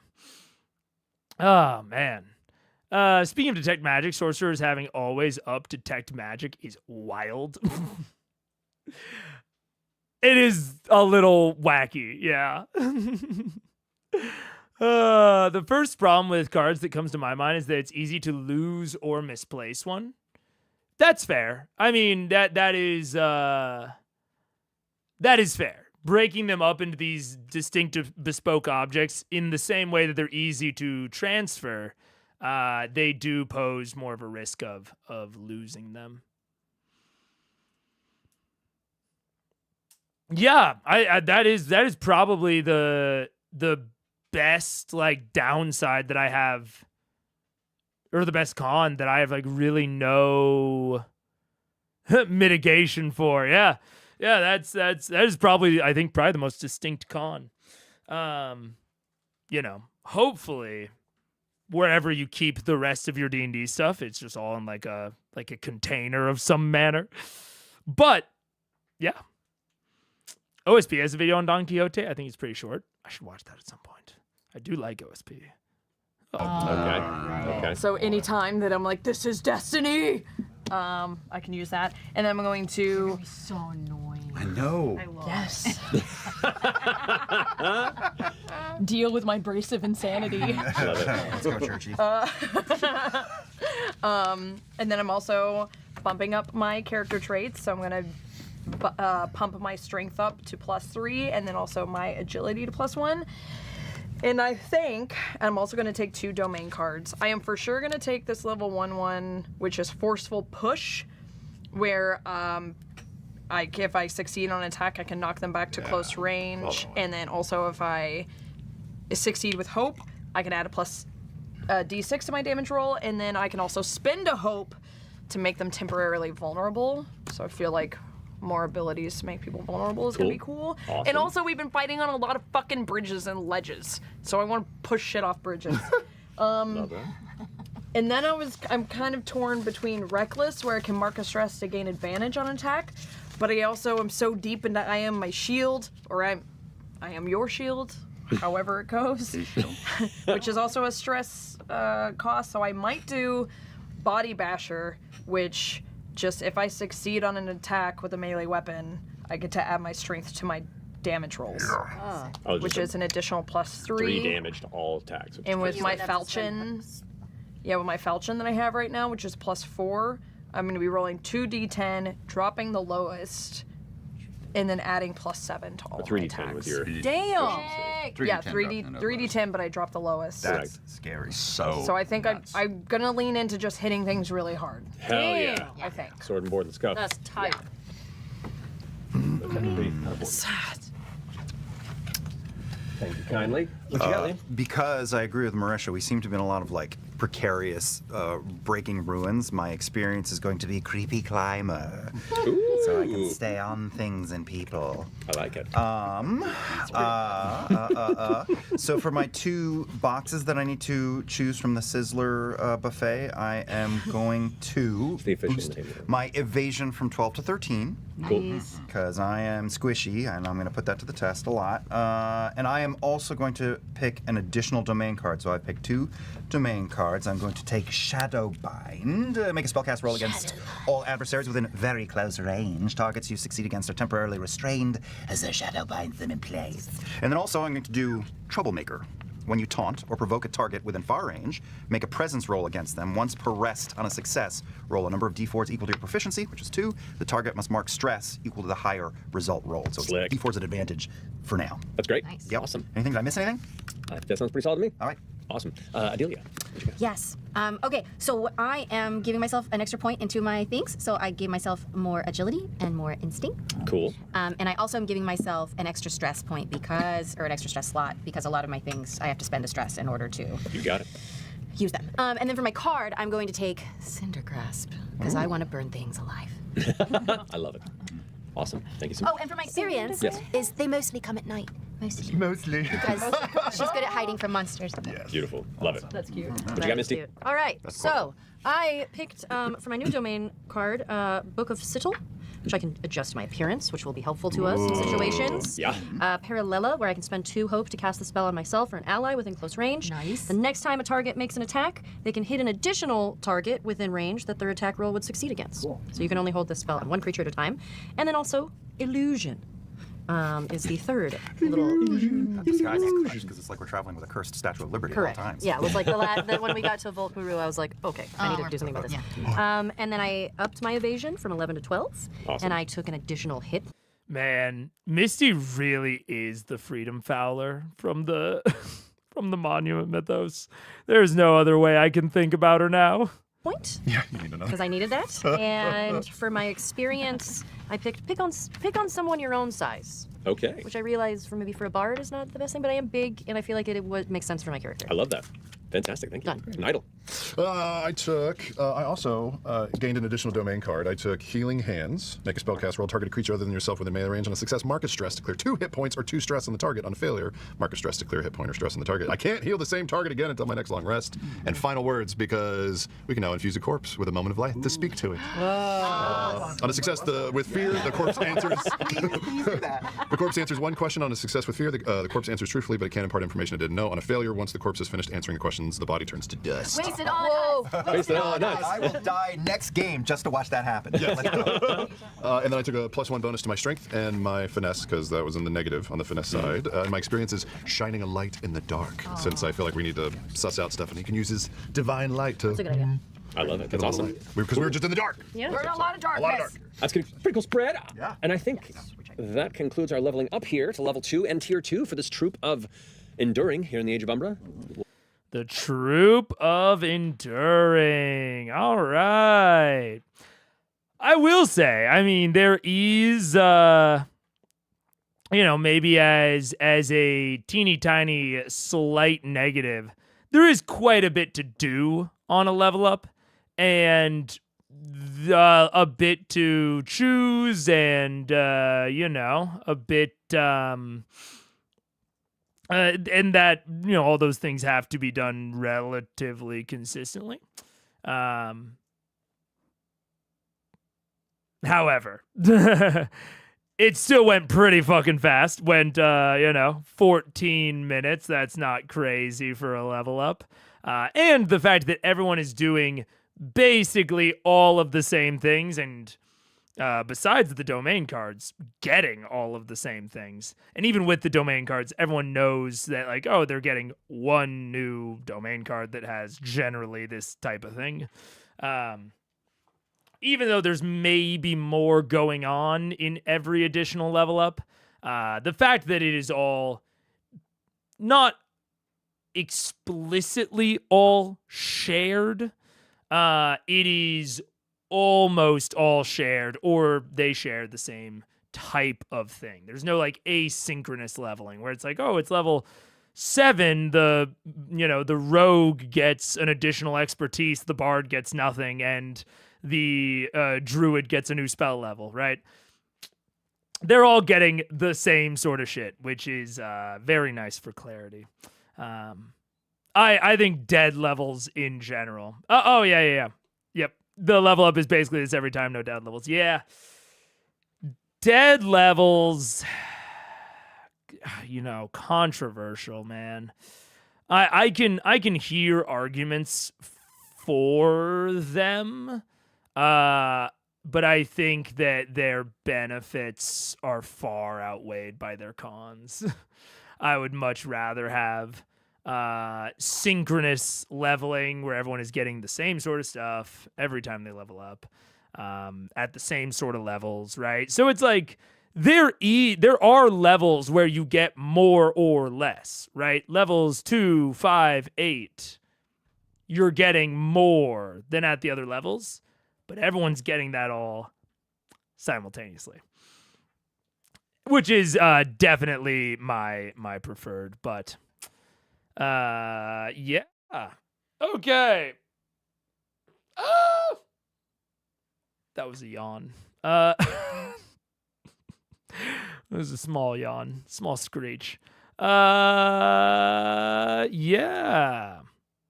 that is basically it. So I think I'm going to end it there. We'll see about Friday, bro. I don't know. It's obviously shorter for Critical Role.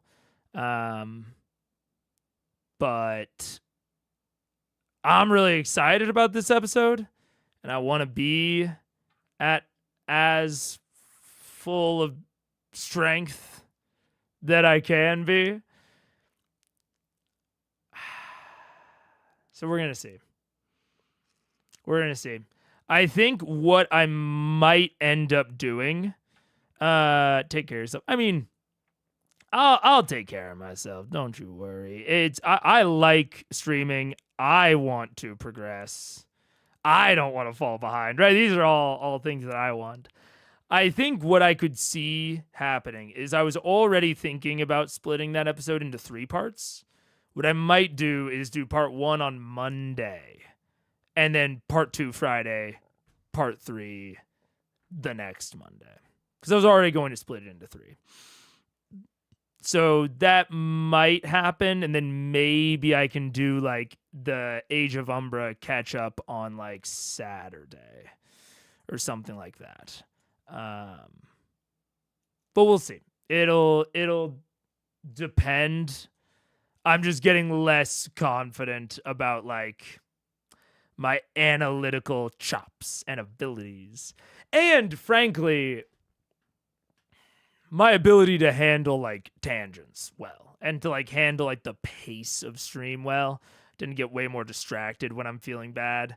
And I like the occasional tangent, but they can go off the rails and like degrade the entire quality, even in my view. So I wouldn't be too confident about Cries on Friday. It's possible, but I think it's more likely that it will not happen. So yeah. I haven't really heard anyone talking about the benefits of dead levels. I'll make that my last pitch before we go. Okay, if I was arguing for dead levels, I think you could argue that dead levels facilitate asynchronous power curves, like power curves that are not matched to each other, which very naturally facilitates essentially like spotlight passing. So different players feel cool and strong, or, kind of in prominence in the spotlight at different times throughout the campaign, because the unmatched level curves naturally facilitate that. At certain levels, this class is like more powerful than other classes on average at that level. So it naturally kind of encourages this spotlight passing. And in order to have that sort of asynchronous power curve without it being super obvious, because if it is obvious, then people won't like it, frankly, to facilitate that, dead levels and in general, like classes gaining different things at different levels, not like matched up with each other, is one of the best ways to obfuscate and to hide that unmatched power curve.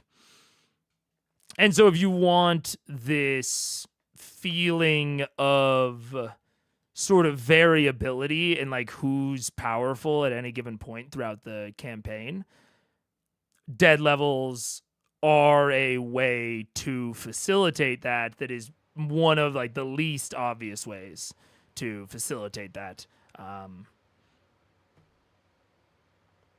That's about the best argument I've ever heard. I don't agree that that's enough to justify their existence. I still think that dead levels are bad.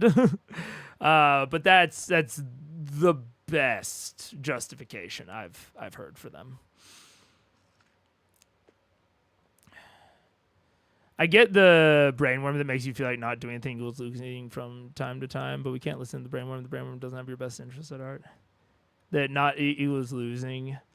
It's I assume that this is in reference to me like wanting to stream and like even if I don't feel well.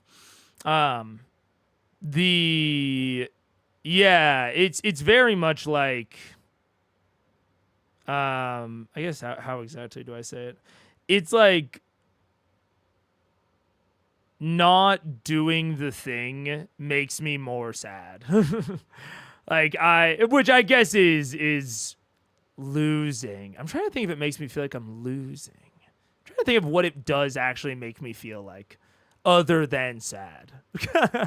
Like if there's a more complete analogy or emotion. I suppose it does make me feel like I'm falling behind. I think is maybe the more core emotion. But I like going live and doing a bad job much less than I like not going live.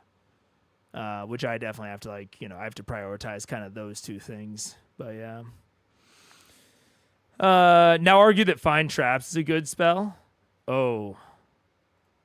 I mean, I can do that easy sauce, man. I don't even know what it says. See, this is the thing. This is why I can't fucking go live to do Critical Role, is because it's so easy to get me off on tangents. Second level, big range, sends traps. The traps to the purpose of the spell includes anything that would inflict a sudden or unexpected effect you consider harmful or undesirable, which was specifically intended as such by its creator. Find Traps is...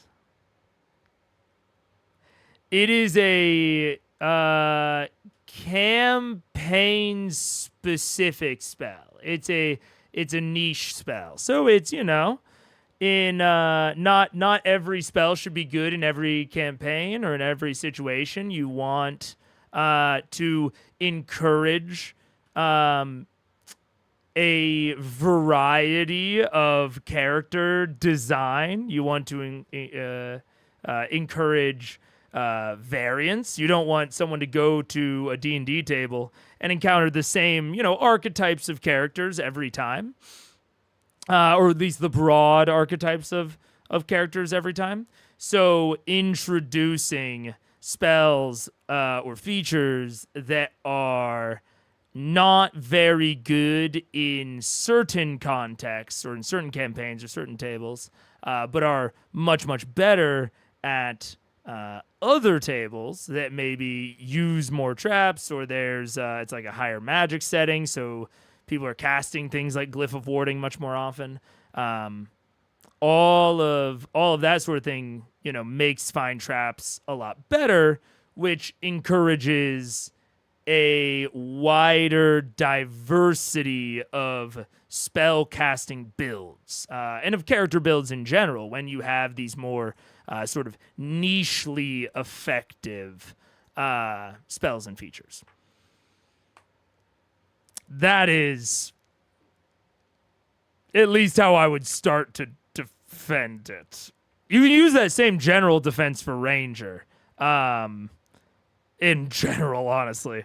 I don't agree with that defense. I think the natural extension of that argument is, okay, if features have these varying power levels, how much do the power levels vary? And in D&D, including with something like Find Traps, as I'm reading it, the way that they mostly implement those sorts of niche table-specific powers is by trivializing whatever niche thing they are meant to address. This is mostly how something like Ranger works.